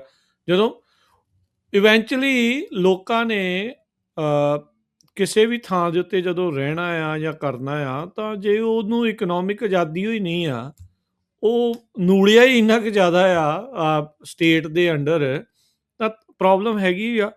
ਹੁਣ ਜੇ ਤੁਸੀਂ ਓਵਰਆਲ ਦੇਖੋ ਹਰਵਿੰਦਰ, ਦੁਨੀਆ ਦੇ ਵਿੱਚ ਕੋਈ ਵੀ ਸਰਕਾਰ ਅਥੋਰਿਟੇਰੀਅਨ ਆ, ਫਾਸੀਵਾਦੀ ਆ ਜਾਂ ਕੋਈ ਵੀ ਆ, ਉਹਨਾਂ ਨੂੰ ਕਿਹੜੇ ਲੋਕਾਂ ਤੋਂ ਡਰ ਹੁੰਦਾ? ਜਿਹੜਾ ਆਪਣਾ ਭੋਜਨ ਆਪ ਬਣਾ ਸਕਦਾ, ਜਿਹਨੂੰ ਸਰਕਾਰ ਦੇ ਉੱਤੇ ਡਿਪੈਂਡੈਂਟ ਨਹੀਂ ਆ। ਪਿੰਡਾਂ ਤੋਂ ਕਿਉਂ ਚੱਲਦੇ ਆ ਵੀ ਜੇ ਮੰਨ ਲਓ ਜਿਹੜਾ ਸ਼ਹਿਰੀ ਤਬਕਾ ਆ ਉਹਨੂੰ ਕੰਟਰੋਲ ਵੀ ਕਰ ਲੈਣਾ, ਜਿੱਦਾਂ ਤੁਸੀਂ ਕਿਹਾ ਵੀ ਵਾਈਟ ਪੇਪਰ ਦਾ ਜ਼ਿਕਰ ਕੀਤਾ ਵੀ ਉਹ ਇੱਕ ਜਿਹੜਾ ਉਹ ਸੀਗਾ ਵੀ ਉਹਨਾਂ ਨੂੰ ਕੰਟਰੋਲ ਕਰਨਾ ਸੌਖਾ, ਪਾਣੀ ਵੀ ਉਹਨਾਂ ਦਾ, ਹਵਾ ਵੀ ਉਹਨਾਂ ਦੀ, ਰਾਸ਼ਨ ਪਾਣੀ ਵੀ ਉਹਨਾਂ ਦਾ, ਉਹ ਆਪ ਕੁਝ ਕਰ ਨਹੀਂ ਸਕਦੇ। ਤੇ ਹੁਣ ਜਦੋਂ ਪਿੰਡਾਂ ਤੋਂ ਇਸੇ ਲਈ ਡਰ ਲੱਗਦਾ ਵੀ ਪਿੰਡ ਆਪਣੇ ਆਪ ਦੇ ਵਿੱਚ ਇੱਕ ਸੋਵਰਨਿਟੀ ਦਾ ਇੱਕ ਦ੍ਰਿਸ਼ ਆ ਵੀ ਉਹ ਕਿਸ ਤਰੀਕੇ ਦੇ ਨਾਲ ਜਿਹੜਾ ਉਹ ਰਹਿ ਸਕਦੇ ਆ। ਉੱਥੇ ਤੁਸੀਂ ਦੇਖੋ ਵੀ ਆ ਜਿਹੜੀ ਆਪਾਂ ਗੱਲ ਕਰ ਰਹੇ ਆ ਵੀ ਉਹ ਸਾਰੀਆਂ ਚੀਜ਼ਾਂ ਆਪ ਆ, ਪਿੰਡ ਦੇ ਪੰਚ ਸਰਪੰਚ ਜਿੱਦਾਂ ਵੀ ਆ, ਜੋ ਵੀ ਸਿਸਟਮ ਬਣਿਆ ਪੋਲੀਟੀਕਲ, ਉਹ ਵੀ ਉੱਥੇ ਉਹਨਾਂ ਦਾ ਆਪਣਾ ਆ, ਉਸ ਹਿਸਾਬ ਦੇ ਨਾਲ ਵਿਚਰਨਾ, ਇੱਕ ਦੂਜੇ ਦੇ ਨਾਲ ਲੈਣ ਦੇਣ ਵੀ ਕਰ ਲੈਣਾ ਵੀ ਤੇਰੇ ਤੋਂ ਜੇ ਟਰੈਕਟਰ ਲੈਣਾ ਤੇ ਤੋਂ ਵਾਹੀ ਕਰਾਉਣੀ ਤੇ ਤੈਨੂੰ ਉਹਦੀ ਥਾਂ ਤੇ ਕੁਝ ਦੇ ਦੇਵਾਂਗੇ, ਵੀ ਉਹ ਚੀਜ਼ਾਂ ਇੱਕ ਥਾਂ ਦੀ ਥਾਂ ਤੇ ਦੂਜੀ ਚੀਜ਼ ਜਿਹੜੀ ਉਹਨੂੰ ਮਿਲ ਜਾਣੀ। ਉਹਨਾਂ ਨੇ ਆਪਣਾ ਇੱਕ ਇਕਨੋਮਿਕ ਸਿਸਟਮ, ਮਾਈਕਰੋ ਇਕੋਨਮੀ ਜਿਹੜੀ ਉੱਥੇ ਚਲਾਈ ਹੁੰਦੀ ਆ। ਸੋ ਮਾਈਕਰੋ ਇਕੋਨਮੀ ਹੁੰਦੀ ਆ, ਹਾਂਜੀ ਹਨਾ, ਵੀ ਉਹ ਸਾਰੀਆਂ ਚੀਜ਼ਾਂ ਜਿਹੜੀਆਂ ਉਹ ਚੱਲ ਰਹੀਆਂ ਹੁੰਦੀਆਂ। ਸੋ ਇਸੇ ਲਈ ਇਹ ਚੀਜ਼ ਦਾ ਜਿਹੜਾ ਉਹ ਡਰ ਆ, ਤੇ ਆਪਣੀ ਕਮਿਊਨਿਟੀ ਨੂੰ ਇਸ ਚੀਜ਼ ਨੂੰ ਜਿਹੜਾ ਉਹ ਦੇਖਣਾ ਜਿਹੜਾ ਨਾਲ ਦੇ ਨਾਲ ਜਿਹੜਾ ਉਹ ਚਾਹੀਦਾ ਹੈਗਾ ਆ। ਤੇ ਹਰਵਿੰਦਰ, ਇਸੇ ਦੇ ਵਿੱਚ ਹੀ ਹੁਣ ਆਪਾਂ ਜੇ ਅੱਗੇ ਆਪਾਂ ਵੱਧਦੇ ਹੈਗੇ ਆ ਵੀ ਹੋਰ ਆਪਾਂ ਨੂੰ ਇਸ ਦੇ ਵਿੱਚ ਨਾਲ ਕੀ ਕਰਨਾ ਆ, ਇੱਥੇ ਡਾਇਸਪੋਰਾ ਦਾ ਕੀ ਰੋਲ ਆ? ਜਿੱਦਾਂ ਤੁਸੀਂ ਦੱਸਿਆ ਵੀ ਪੰਜਾਬ ਤੋਂ ਬਾਹਰ ਵਸਦੇ ਜਿਹੜੇ ਭਾਰਤ ਵਿੱਚ ਸੀ, ਉਹਨਾਂ ਨੂੰ 84 ਦੇ ਵਿੱਚ ਜਿਹੜਾ ਸਾਹਮਣਾ ਕਰਨਾ ਪਿਆ ਦਰਿੰਦਗੀ ਦਾ, ਉੱਥੇ ਜਿਹੜਾ ਉਹਨਾਂ ਨੂੰ ਸਾਹਮਣਾ ਕਰਨਾ ਪਿਆ, ਉਹ ਆਪਣੇ ਸਾਹਮਣੇ ਆ। ਤੇ ਹੁਣ ਤਾਂ ਸਿੱਖ ਸਾਰੀ ਦੁਨੀਆ ਦੇ ਵਿੱਚ ਮਹਾਰਾਜ ਦੀ ਮਿਹਰ ਨਾਲ ਵਸਦੇ ਆ। ਹੁਣ ਇੱਥੇ ਕੀ ਰੋਲ ਆ ਡਾਇਸਪੋਰਾ ਦਾ? ਉਹਨਾਂ ਨੂੰ ਕੀ ਸਮਝਣ ਦੀ ਲੋੜ ਆ, ਕੀ ਉਹਨਾਂ ਨੂੰ ਕਰਨਾ ਚਾਹੀਦਾ? ਹਾਂਜੀ, ਸੋ ਇਹ ਧਿਆਨ ਰੱਖਣ ਵਾਲੀ ਗੱਲ ਹੈ ਕਿ ਜੇ ਤੁਹਾਡੇ ਕੋਲ ਇਕਨੋਮਿਕ ਲੈਵਰੇਜ ਨਹੀਂ ਨਾ ਹੈਗੀ, ਜੇ ਮੰਨ ਲਓ ਕਿ ਤੁਸੀਂ ਤੁਸੀਂ ਪਾਵਰਟੀ ਦੇ ਵਿੱਚ ਰਹਿੰਦੇ ਹੋ, ਗਰੀਬੀ ਦੇ ਵਿੱਚ ਰਹਿੰਦੇ ਹੋ, ਤੇ ਇਹ ਦੁਨੀਆ ਦੀ ਸੱਚਾਈ ਹੈ, ਤੁਹਾਨੂੰ ਕੋਈ ਨਹੀਂ ਸੁਣਦਾ। ਤੇ ਜੇ ਤੁਹਾਡੇ ਕੋਲ ਇਕਨੋਮਿਕ ਲੈਵਰੇਜ ਨਹੀਂ ਨਾ ਰਾਜ ਕਰਨਾ ਹੈਗੀ, ਡਜ਼ਨਟ ਮੈਟਰ ਤੁਸੀਂ ਦੁਨੀਆ 'ਚ ਜਿੱਥੇ ਮਰਜ਼ੀ ਚਲੇ ਜਾਓ, ਤੁਸੀਂ ਹਮੇਸ਼ਾ ਟਾਰਗੇਟ ਹੀ ਬਣੋਗੇ, ਕਦੇ ਵੀ ਤੁਸੀਂ ਸਟੇਕ ਹੋਲਡਰ ਨਹੀਂ ਬਣੋਗੇ। ਜਿਊਜ਼ ਦਾ ਉਦਾਹਰਨ ਆ ਸਾਹਮਣੇ, ਅਗਲੇ ਕਹਿੰਦੇ ਵੀ ਦੁਨੀਆ ਨੂੰ ਕੰਟਰੋਲ ਕਰਦੇ ਆ ਕਿਉਂਕਿ ਪੈਸਾ ਹੈ ਉਹਨਾਂ ਕੋਲ। ਹਾਂਜੀ, ਸੋ ਸਾਰੇ ਇਕਨੋਮੀ ਕੰਟਰੋਲ ਆ, ਨੈਰੇਟਿਵ ਦੀ ਆਪਾਂ ਗੱਲ ਕੀਤੀ, ਸਾਰੀਆਂ ਚੀਜ਼ਾਂ ਦੇ ਉੱਤੇ ਕੰਟਰੋਲ ਆ, ਬੈਂਕਸ ਦੇ ਉੱਤੇ ਕੰਟਰੋਲ ਆ, ਤੇ ਉਹ ਇਦਾਂ ਦੀ ਕਮਿਊਨਿਟੀ ਜਿਹਨਾਂ ਦੀ ਪਾਪੂਲੇਸ਼ਨ, ਜੂਜ਼ ਦੀ ਪਾਪੂਲੇਸ਼ਨ ਟੈਕਨੀਕਲੀ ਸਿੱਖਾਂ ਦੀ ਪਾਪੂਲੇਸ਼ਨ ਤੋਂ ਘੱਟ ਆ, ਪਰ ਉਹ ਜੂਜ਼ ਨੂੰ ਤੁਸੀਂ ਹਰ ਇੱਕ ਜਗ੍ਹਾ ਦੇ ਉੱਤੇ ਸਟੇਕ ਹੋਲਡਰਸ ਦੇਖ ਰਹੇ ਹੋ। ਤੇ ਉਹ ਪਾਵਰ ਦੇਖੋ ਆ ਰਹੀ ਸਾਰੀ ਇਕਨੋਮੀ ਚੋਂ, ਮਨੀ ਚੋਂ ਆ ਰਹੀ ਹੈ ਪਾਵਰ। ਤੁਸੀਂ ਆਪਣਾ ਜਿੰਨਾ ਮਰਜ਼ੀ ਆਪਾਂ ਸਾਰੀਆਂ ਗੱਲਾਂ ਕਰੀ ਜਾਈਏ, ਪਰ ਮਨੀ ਰਨਸ ਦਾ ਵਰਲਡ, ਇਹ ਮੰਨਣਾ ਹੀ ਪੈਣਾ ਆਪਾਂ ਨੂੰ। ਨਹੀਂ, ਇਹ ਤਾਂ ਗੁਰੂ ਸਾਹਿਬ ਨੇ ਵੀ ਇਹ ਚੀਜ਼ਾਂ ਸਾਨੂੰ ਦੱਸੀਆਂ ਹੀ ਨਾ। ਅੱਗੇ ਜਾ ਕੇ ਆਪਾਂ ਹੁਕਮਨਾਮਿਆਂ ਦੀ ਵੀ ਗੱਲ ਕਰਾਂਗੇ, ਰਹਿਤਨਾਮਿਆਂ ਦੀ ਮਾਫੀ ਚਾਹੁੰਦੇ ਹਾਂ ਗੁਰੂ ਸਾਹਿਬ ਦੇ ਸਮੇਂ ਦੇ ਉੱਤੇ। ਪਰ ਇਹ ਆ ਵੀ ਤੁਸੀਂ ਡਾਇਸਪੋਰਾ ਦੀ ਗੱਲ ਕੀਤੀ, ਇਕਨੋਮਿਕ ਲੈਵਰੇਜ ਨੰਬਰ 2, ਨੰਬਰ 2 ਦੇ ਉੱਤੇ ਉਹਦੇ ਆਪੋਜ਼ਿਟ ਚੱਲ ਜਾਈਏ ਵੀ ਇਕੱਲਾ ਰਿਲਾਈ ਕਰੀਏ ਆਪਣੇ ਮੋਰਲ ਆਰਗੂਮੈਂਟ ਵੀ ਸਾਡਾ ਇਤਿਹਾਸ ਬਹੁਤ ਵਧੀਆ, ਅਸੀਂ ਐਥੀਕਲ ਲੋਕ ਹੁੰਦੇ ਹਾਂ, ਇਹ ਸਾਰੀਆਂ ਚੀਜ਼ਾਂ ਇਨ ਦਾ ਵਰਲਡ ਵੀ ਜਿਹਦੇ ਉੱਤੇ ਜਿਹਦੀ ਜੀ ਗਵਰਨੈਂਸ ਕੈਪੀਟਲਿਸਟ ਸੋਸਾਇਟੀ ਦੇ ਵਿੱਚ ਰਹਿੰਦੇ ਆ, ਉਹਦੇ ਵਿੱਚ ਜਿਹੜੇ ਤੁਹਾਡੇ ਮੋਰਲ ਆਰਗੂਮੈਂਟ ਹੈਗੇ ਆ, ਉਹ ਸਟ੍ਰੈਟੇਜਿਕ ਵੀਕਨੈਸ ਹੀ ਆ ਇੱਕ ਹਿਸਾਬ ਦੇ ਨਾਲ। ਠੀਕ ਆ, ਉਹ ਗੱਲਾਂ ਕੰਨ ਰਸ ਨੂੰ, ਅੱਖ ਰਸ ਨੂੰ ਵਧੀਆ ਲੱਗਦੀਆਂ ਤੇ ਉਹ ਹੋਣੀਆਂ ਵੀ ਚਾਹੀਦੀਆਂ, ਉਹ 'ਚ ਕੋਈ ਦੋ ਰਾਵਾਂ ਨਹੀਂ। ਇਹ ਜਦੋਂ ਆਪਾਂ ਇਦਾਂ ਦੀ ਕੋਈ ਗੱਲ ਕਰਦੇ ਨਾ ਤੇ ਆਰਗੂਮੈਂਟ ਇਦਾਂ ਆ ਜਾਂਦੇ ਵੀ ਇੱਕ ਦੂਜੇ ਨੂੰ ਵਿਰੋਧ ਦੇ ਵਿੱਚ ਨੱਪ ਬਾਈਨਰੀ ਸੋਚਣ ਲੱਗ ਪੈਂਦੇ ਆ ਵੀ ਜੇ ਆਪਾਂ ਇਕੱਲੇ ਮੋਰਲ ਆਰਗੂਮੈਂਟ ਦੇ ਉੱਤੇ ਨਹੀਂ ਰਿਲਾਈ ਕਰਨਾ ਤਾਂ ਮਤਲਬ ਮੋਰਲ ਆਰਗੂਮੈਂਟ ਛੱਡ ਦਈਏ। ਨਹੀਂ, ਇਹ ਨਹੀਂ ਗੱਲ ਹੁੰਦੀ। ਮੋਰਲ ਆਰਗੂਮੈਂਟ ਆਪਾਂ ਰੱਖਣੇ, ਪਰ ਇਕੱਲੇ ਮੋਰਲ ਆਰਗੂਮੈਂਟ ਦੇ ਉੱਤੇ ਆਪਾਂ ਰਿਲਾਈ ਕਰੀਏ ਤੇ ਉਹ ਮੈਨੂੰ ਲੱਗਦਾ ਕਿ ਸਟ੍ਰੈਟੇਜਿਕ ਆਪਣੀ ਵੀਕਨੈਸ ਹੋ ਜਾਂਦੀ। ਹੁਣ ਚੈਲੰਜ ਸਾਡੇ ਲਈ ਸਿਧਾਂਤ ਦੀ ਸਮਝ ਚੋਂ ਤੁਹਾਨੂੰ ਜਿਹੜੇ ਉਹ ਐਕਸ਼ਨ ਤੇ ਜਿਹੜੇ ਡਿਸੀਜਨ ਲੈਣੇ ਆ, ਹਾਂਜੀ, ਸਿਧਾਂਤ ਦੀ ਸਮਝ ਤੋਂ ਲੈ ਕੇ, ਜਿਹਨੂੰ ਆਪਾਂ ਵਿਵੇਕ ਸਿਧਾਂਤ ਬੁੱਧੀ, ਰੋਸ਼ਨ ਜਿਹਨੂੰ ਮੈਂ ਬਾਰ-ਬਾਰ ਜਿਹੜਾ ਆਪਾਂ ਸ਼ਬਦ ਉਹ ਇਹ ਆ, ਉਹਦਾ ਮਤਲਬ ਇਹ ਆ ਵੀ ਸਿਧਾਂਤ ਨੂੰ ਮੋਹਰੇ ਰੱਖ ਕੇ ਫਿਰ ਜਿਹੜੀ ਸਟ੍ਰੈਟਜੀ ਜਿਹੜੀ ਉਹ ਅੱਗੇ ਕਰਨੀ ਆ। ਜੀ, ਹਾਂਜੀ, ਕੰਟੀਨਿਊ ਸੋ ਪਲੀਜ਼। ਉਹਦੇ ਵਾਸਤੇ ਆਪਾਂ ਡਾਇਸਪੋਰਾ ਦੀ ਇਹ 2 ਚੀਜ਼ਾਂ ਜੇ ਆਪਾਂ ਸਮਝ ਲੈਂਦੇ ਵੀ ਕੈਪੀਟਲਿਸਟ ਸੋਸਾਇਟੀ ਦੇ ਵਿੱਚ ਰਹਿੰਦੇ ਆ, ਮੋਰਲ ਆਪਣੀ ਜਿਹੜੀ ਅਥਾਰਟੀ ਆ ਉਹ ਆਪਾਂ ਰੱਖਣੀ ਆ, ਤੇ ਆਪਾਂ ਇਕਨੋਮਿਕ ਲੈਵਰੇਜ ਵੀ ਲੈਣੀ ਆ। ਇਹ ਆਪਾਂ ਵਿਰੋਧੀ ਚੀਜ਼ਾਂ ਤਾਂ ਹੈ ਨਹੀਂ ਨਾ, ਦੋਨੋਂ ਚੀਜ਼ਾਂ ਪੈਰਲਲ ਹੀ ਚੱਲਦੀਆਂ। ਤੇ ਉਹਦੇ ਵਿੱਚ ਫਿਰ ਆਪਣੇ ਦੀ ਚੈਲੰਜ ਸਾਹਮਣੇ ਕੀ ਆ ਜਾਂਦਾ ਡਾਇਸਪੋਰਾ ਦੇ ਵਾਸਤੇ ਵੀ ਜਿਹੜਾ ਆਪਣੇ ਡਾਇਸਪੋਰਾ ਦਾ ਪੰਜਾਬ ਤੋਂ ਬਾਹਰਲੇ ਜਾਂ ਹਿੰਦੁਸਤਾਨ ਤੋਂ ਬਾਹਰਲੇ ਜਿਹੜੇ ਡਾਇਸਪੋਰਾ, ਉਹਦੇ ਲਈ ਜਿਹੜਾ ਆਪਣਾ ਪੋਟੈਂਸ਼ੀਅਲ ਆ ਉਹਨੂੰ ਕਿਸੇ ਆਪਾਂ ਲੰਮੀ ਸੋਚ ਰੱਖ ਕੇ ਇੰਸਟੀਟਿਊਸ਼ਨਸ ਜਿਹੜੇ ਬਣਾਉਣੇ ਆ, ਉਹਨਾਂ ਦੀ ਕੈਪੇਬਿਲਿਟੀ ਜਿਹੜੀ ਬਣਾਉਣੀ ਆ, ਉਹ ਬਣਾਈਏ ਜਿਹੜੇ ਕਿ ਜਦੋਂ ਪ੍ਰੈਸ਼ਰ ਪੈਂਦਾ, ਜਦੋਂ ਭੀੜ ਪੈਂਦੀ ਆ, ਉਸ ਪ੍ਰੈਸ਼ਰ ਨੂੰ ਝੱਲ ਸਕਣ। ਦੇਖੋ, ਜਦੋਂ ਇੰਡੀਵਿਜੂਅਲ ਆਪਾਂ ਹੁੰਦੇ ਆ ਨਾ ਕਿਤੇ ਘਿਰ ਜਾਂਦੇ ਆ, ਤੇ ਇੰਡੀਵਿਜੂਅਲ ਬੰਦਾ ਜਦੋਂ ਘਿਰ ਜਾਂਦਾ ਤਾਂ ਉਹਦੇ ਲਈ ਬਹੁਤ ਔਖਾ ਹੁੰਦਾ, ਪੈਸੇ ਪੱਖੋਂ ਕਹਿ ਲਓ ਜਾਂ ਜਿੱਦਾਂ 19 ਨਵੰਬਰ 1984 ਦੇ ਵਿੱਚ ਹੋਇਆ, ਆਪਾਂ ਐਗਜ਼ਾਮਪਲ ਇਤਿਹਾਸ ਦੇ ਵਿੱਚੋਂ ਵੀ ਦੇਖ ਲੈਂਦੇ ਹਾਂ। ਤੇ ਉਹ ਜਦੋਂ ਇਕੱਲੇ ਬੰਦੇ ਘਿਰ ਜਾਂਦੇ ਆ ਤੇ ਉਹਨਾਂ ਲਈ ਬਹੁਤ ਔਖਾ ਹੋ ਜਾਂਦਾ, ਤੇ ਜਦੋਂ ਜੁੱਟ ਬਣਦੇ ਆ ਤੇ ਉਹ ਉਹਨਾਂ ਦੀ ਸਾਂਝੀ ਪਾਵਰ ਬਣ ਜਾਂਦੀ। ਸੋ ਇਹ ਚੀਜ਼ਾਂ ਇਕੱਲੇ ਮੈਦਾਨ ਦੇ ਵਿੱਚ ਵੀ ਨਹੀਂ, ਇੰਸਟੀਟਿਊਸ਼ਨਸ ਇਸੇ ਲਈ ਬਣਾਏ ਜਾਂਦੇ ਆ ਵੀ ਜਦੋਂ ਭੀੜ ਤੁਹਾਨੂੰ ਪੈਂਦੀ ਆ, ਤੁਸੀਂ ਇੰਸਟੀਟਿਊਸ਼ਨਸ ਦੇ ਵਿੱਚ ਉਹਨਾਂ ਦੀ ਹੈਲਪ ਸਪੋਰਟ ਦੇ ਲਈ ਉਹਨਾਂ ਵੱਲ ਤੁਰਦੇ ਹੋ। ਤੇ ਰਾਜ ਕਰਨ ਇੰਸਟੀਟਿਊਸ਼ਨਸ ਜਦੋਂ ਥੋੜਾ ਜਿਹਾ ਤੁਹਾਡੇ ਕੋਲ ਸਮਾਂ ਹੋਏ, ਸਿਖਾਵਾਂ ਸਮਾਂ ਚੱਲਦਾ ਹੋਏ, ਉਦੋਂ ਹੀ ਇੰਸਟੀਟਿਊਸ਼ਨ ਬਣਾਏ ਜਾਂਦੇ ਆ। ਇੰਸਟੀਟਿਊਸ਼ਨ 11th ਆਵਰ ਤੇ ਨਹੀਂ ਬਣਦੇ ਵੀ ਸਿਰ ਦੇ ਉੱਤੇ ਭੀੜ ਪਈ ਤੇ ਹੁਣ ਇੰਸਟੀਟਿਊਸ਼ਨ ਬਣ ਜਾਣ। ਜਦੋਂ ਥੋੜੇ ਸੁਖਾਵੇਂ ਟਾਈਮ ਹੁੰਦੇ ਆ, ਉਹ ਟਾਈਮ ਹੁੰਦਾ ਤੁਹਾਡੀ ਸਟਰੈਂਥ ਬਿਲਡਿੰਗ ਦਾ, ਤੁਹਾਡੀ ਕੈਪੇਬਿਲਿਟੀ, ਜਿਹਨੂੰ ਹਾਰਡ ਪਾਵਰ ਇਸ ਕੇਸ ਦੇ ਵਿੱਚ ਕਹਿ ਲਈਏ, ਉਹ ਬਣਾਉਣ ਦਾ, ਤੇ ਤਾਂ ਕਿ ਜਦੋਂ ਸਿਰ ਦੇ ਉੱਤੇ ਭੀੜ ਪੈਂਦੀ ਆ, ਉਹ ਇੰਸਟੀਟਿਊਸ਼ਨ ਜਿਹੜੇ ਤੁਸੀਂ ਬਣਾਏ ਹੁੰਦੇ ਆ ਉਹ ਕੰਮ ਆਉਂਦੇ। ਸੋ ਬੇਸਿਕਲੀ ਆਪਾਂ ਇਹਨੂੰ ਹੋਰ ਥੋੜਾ ਜਿਹਾ ਖੋਲੀਏ ਵੀ ਇਕਨੋਮਿਕ ਦੇ ਲਈ ਡਾਇਸਪੋਰਾ ਜਿਹੜਾ ਉਹ ਕੀ ਕਰ ਸਕਦਾ। ਇੱਕ ਹੈ ਕਿ ਐਂਟਰਪ੍ਰੀਨਿਓਰਸ਼ਿਪ ਜਿਹੜੀ ਉਹ ਬਹੁਤ ਜ਼ਰੂਰੀ ਆ। ਕੁਛ ਇੱਦਾਂ ਦੀ ਅੱਜ ਦੇ ਸਮੇਂ ਦੇ ਵਿੱਚ AI ਦੇ ਸਮਾਂ ਚੱਲਦਾ ਪਿਆ, ਜਾਂ ਹੋਰ ਵੀ ਕੁਛ ਵੱਡੀਆਂ ਕੰਪਨੀਜ਼ ਇੱਦਾਂ ਦੀਆਂ ਬਣਾਈ ਜਾਣ ਜਿਹੜੀਆਂ ਕਿ ਐਡਵਾਂਟੇਜ ਸਾਡੇ ਲਈ ਰਹਿਣ। ਅਗਲੀ ਚੀਜ਼ ਇਹ ਆ ਕਿ ਅੱਜ ਦੇ ਸਮੇਂ ਦੇ ਵਿੱਚ ਇਨਵੈਸਟਰਸ ਆਪਾਂ ਕ੍ਰੀਏਟ ਕਰੀਏ, ਕੁਛ ਕੈਪੀਟਲ, ਭਾਵੇਂ ਦਸਵੰਧ ਹੈਗਾ, ਭਾਵੇਂ ਕੁਛ ਹੋਰ ਗੁਰਦੁਆਰਾ ਸਾਹਿਬਾਨ ਹੋ ਗਏ, ਜਾਂ ਹੋਰ ਸਾਡੇ ਜਿਹੜੇ ਕਈ ਇੰਸਟੀਚਿਊਟ ਹੈਗੇ ਆ, ਉਹਨਾਂ ਦੇ ਵਿੱਚੋਂ ਆਪਾਂ ਜਿਹੜਾ ਕੁਛ ਕੈਪੀਟਲ ਜਿਹੜੀ ਐਲੋਕੇਟ ਕਰੀਏ ਵੀ ਮੈਂ ਇੱਦਾਂ ਦੇ ਇੰਸਟੀਟਿਊਸ਼ਨ ਜਿਹੜੇ ਬਣ ਰਹੇ ਆ ਜਾਂ ਬਣਾਉਣੇ ਆ, ਜਾਂ ਉਹਨਾਂ ਇੰਸਟੀਟਿਊਸ਼ਨਸ ਨੂੰ ਫੰਡ ਕਰਨਾ। ਅਗਲੀ ਚੀਜ਼ ਹੈ ਕਿ ਟੈਕਨੋਲੋਜੀ ਦੀ ਆਪਾਂ ਬਾਰ-ਬਾਰ ਆਪਣੇ ਟਾਕ ਸ਼ੋ ਦੇ ਵਿੱਚ ਵਿਕਲਪ ਕਰਦੇ, ਕੁਛ ਇੱਦਾਂ ਦੇ ਪ੍ਰੋਡਕਟ ਤੇ ਪਲੇਟਫਾਰਮ ਜਿਹੜੇ ਬਣਾਏ ਜਾਣ, ਇਕੱਲੀਆਂ ਸਰਵਿਸਿਜ਼ ਉੱਤੇ ਨਹੀਂ, ਪ੍ਰੋਡਕਟ ਤੇ ਪਲੇਟਫਾਰਮ ਕੁਛ ਇੱਦਾਂ ਦੇ ਬਣਾਏ ਜਾਣ ਜਿਹੜੇ ਸਾਨੂੰ ਹੈਲਪ ਕਰਨ। ਤੇ ਅਗਲੀ ਜਿਹੜੀ ਲਾਸਟ ਚੀਜ਼ ਹੈਗੀ ਹੈ ਕਿ ਆਪਰੇਟਰ ਐਂਡ ਪ੍ਰੋਟੈਕਟਰ, ਜਿਹੜੀ ਸਪਲਾਈ ਚੇਨ ਦੀ ਗੱਲ ਕੀਤੀ ਆ, ਲਾਅ ਹੋ ਗਿਆ ਸਮੇਂ, law of the land, policies, policy making, ਜਿਹੜੀ ਕਮਿਊਨਿਟੀ ਜਿਹੜਾ ਆਪਣੀ ਐਸੈਟ ਬਣਾ ਰਹੇ ਉਹਨਾਂ ਨੂੰ ਡਿਫੈਂਡ, ਜਾਂ ਇੰਸਟੀਟਿਊਸ਼ਨਸ ਬਣਾ ਰਹੇ ਉਹਨਾਂ ਨੂੰ ਡਿਫੈਂਡ ਕਰਨ ਲਈ ਵੀ ਤਾਂ ਕੋਈ ਇਨਫਰਾਸਟ੍ਰਕਚਰ ਹੋਵੇ ਨਾ। ਸੋ ਇਹ 4 ਚੀਜ਼ਾਂ, ਐਂਟਰਪ੍ਰੀਨਿਓਰਸ਼ਿਪ, ਟੈਕਨੋਲੋਜੀ, ਇਨਵੈਸਟਮੈਂਟ ਤੇ ਆਪਰੇਟਰ ਪ੍ਰੋਟੈਕਟਰ ਜਿਹੜਾ ਹੈਗਾ, ਜਿਹਦੇ ਵਿੱਚ ਆਪਾਂ ਜਿਹੜੇ ਐਸੈਟ ਤੇ ਇੰਸਟੀਟਿਊਸ਼ਨ ਬਣਾ ਰਹੇ ਆ ਉਹਨਾਂ ਨੂੰ ਪ੍ਰੋਟੈਕਟ ਕਰਨ ਦਾ ਕੋਈ ਇਨਫਰਾਸਟ੍ਰਕਚਰ ਹੋਏ। ਸੋ ਇਹ ਸਾਡੇ ਲਈ ਐਜ਼ ਅ ਡਾਇਸਪੋਰਾ ਇੱਕ ਵੱਡਾ ਚੈਲੰਜ ਆ। ਜੇ ਆਪਾਂ ਕੁਛ ਇਹਨਾਂ ਨੂੰ ਬਣਾ ਸਕਾਂਗੇ ਤਾਂ ਹੀ ਆਪਾਂ ਜਿਹੜੀ ਸਵਰੈਂਟੀ ਦੀ ਗੱਲ ਕਰਦੇ ਹਾਂ ਉਹਦੇ ਵੱਲ ਥੋੜਾ ਵੱਧ ਸਕਾਂਗੇ। ਜੀ ਹਰਵਿੰਦਰ, ਇੱਥੇ ਇੱਕ ਆਪਾਂ ਬ੍ਰੇਕ ਲਵਾਂਗੇ ਤੇ ਬ੍ਰੇਕ ਤੋਂ ਬਾਅਦ ਦੇ ਵਿੱਚ ਗੱਲਬਾਤ ਨੂੰ ਅੱਜ ਦੇ ਪ੍ਰੋਗਰਾਮ ਦੇ ਵਿੱਚ ਜਾਰੀ ਰੱਖਾਂਗੇ। ਮਿਲਦੇ ਇੱਕ ਕਮਰਸ਼ੀਅਲ ਬ੍ਰੇਕ ਤੋਂ ਬਾਅਦ। ਜੀ। ਬ੍ਰੇਕ ਤੋਂ ਬਾਅਦ 'ਚ ਇੱਕ ਵਾਰੀ ਫਿਰ ਆਪ ਸਭ ਦਾ ਸਵਾਗਤ ਹੈ ਅੱਜ ਦੇ ਇਸ ਪ੍ਰੋਗਰਾਮ ਦੇ ਵਿੱਚ। ਮੈਂ ਰਾਜਕਨਵੀਰ ਸਿੰਘ, ਜੁੜੇ ਹੋਏ ਨੇ ਮੇਰੇ ਨਾਲ ਹਰਵਿੰਦਰ ਸਿੰਘ ਕੰਗ। ਹਰਵਿੰਦਰ, ਇੱਕ ਵਾਰੀ ਫਿਰ ਜੀ ਆਇਆਂ ਨੂੰ ਸਵਾਗਤ ਹੈ। ਸਤਿ ਸ਼੍ਰੀ ਅਕਾਲ ਜੀ। ਸਤਿ ਸ਼੍ਰੀ ਅਕਾਲ, ਰਾਜਕਨਵੀਰ ਸਿੰਘ, ਪੰਜਾਬੀ ਰੇਡੀਓ ਯੂਐਸਏ ਸੁਣਨ ਵਾਲੇ, ਪੰਜਾਬੀ ਟੀਵੀ ਵੇਖ ਰਹੇ ਸਾਰੇ ਮਾਣਕ ਸਰੋਤੇ ਤੇ ਵਿਊਅਰਸ ਦਾ ਪੰਜਾਬੀ ਟੈਕ ਟਾਕ ਵਿੱਚ ਛੋਟੀ ਜਿਹੀ ਕਮਰਸ਼ੀਅਲ ਬ੍ਰੇਕ ਤੋਂ ਬਾਅਦ ਫਿਰ ਤੋਂ ਨਿੱਘਾ ਜੀ ਆਇਆਂ ਨੂੰ। ਅੱਛਾ ਹਰਵਿੰਦਰ, ਜਿੱਦਾਂ ਹੁਣ ਤੁਸੀਂ ਬ੍ਰੇਕ ਤੋਂ ਪਹਿਲਾਂ ਜਿਹੜੀ ਗੱਲ ਕਰ ਰਹੇ ਸੀਗੇ, ਵੀ ਇਹ ਇੱਕ ਥਿਓਰੈਟੀਕਲ ਜਿੱਦਾਂ ਇਹ ਗੱਲ ਆ, ਇਹ ਆਪਾਂ ਇਸ ਨੂੰ ਸਮਝ ਦੀ ਗੱਲ ਆ, ਸਿਧਾਂਤ ਦੀ ਜਿਹੜੀ ਇਹ ਗੱਲ ਆ, ਰੀਅਲ ਵਰਲਡ ਸਿਨੈਰੀਓ ਦੇ ਵਿੱਚ ਕੀ ਨਜ਼ਰ ਆਊਗਾ, ਕਿੱਦਾਂ ਨਜ਼ਰ ਆਊਗੀ ਇਹ ਸਾਰੀ ਜਿਹੜੀ ਗੱਲ? ਸੋ ਰਾਜਕਨ, ਰੀਅਲ ਵਰਲਡ ਦੇ ਵਿੱਚ ਇਹਨੂੰ ਤਿੰਨ ਇਹਦੇ ਪ੍ਰਿੰਸੀਪਲ ਮੋਟੇ ਤੌਰ ਦੇ ਉੱਤੇ ਆਪਾਂ ਕਹਿ ਸਕਦੇ ਹਾਂ, ਹੈ ਨਾ। ਸੋਵਰੈਨਿਟੀ ਦੀ ਆਪਾਂ ਗੱਲ ਕਰਦੇ ਹਾਂ, ਉਹਨੂੰ ਇਕਨੋਮਿਕਸ ਦੇ ਨਾਲ ਉਹਨੂੰ ਜੋੜ ਕੇ ਟੈਕਨੋਲੋਜੀ ਦੀ ਗੱਲ ਵਿੱਚ ਨਾਲ ਚੱਲ ਰਹੀ ਆ।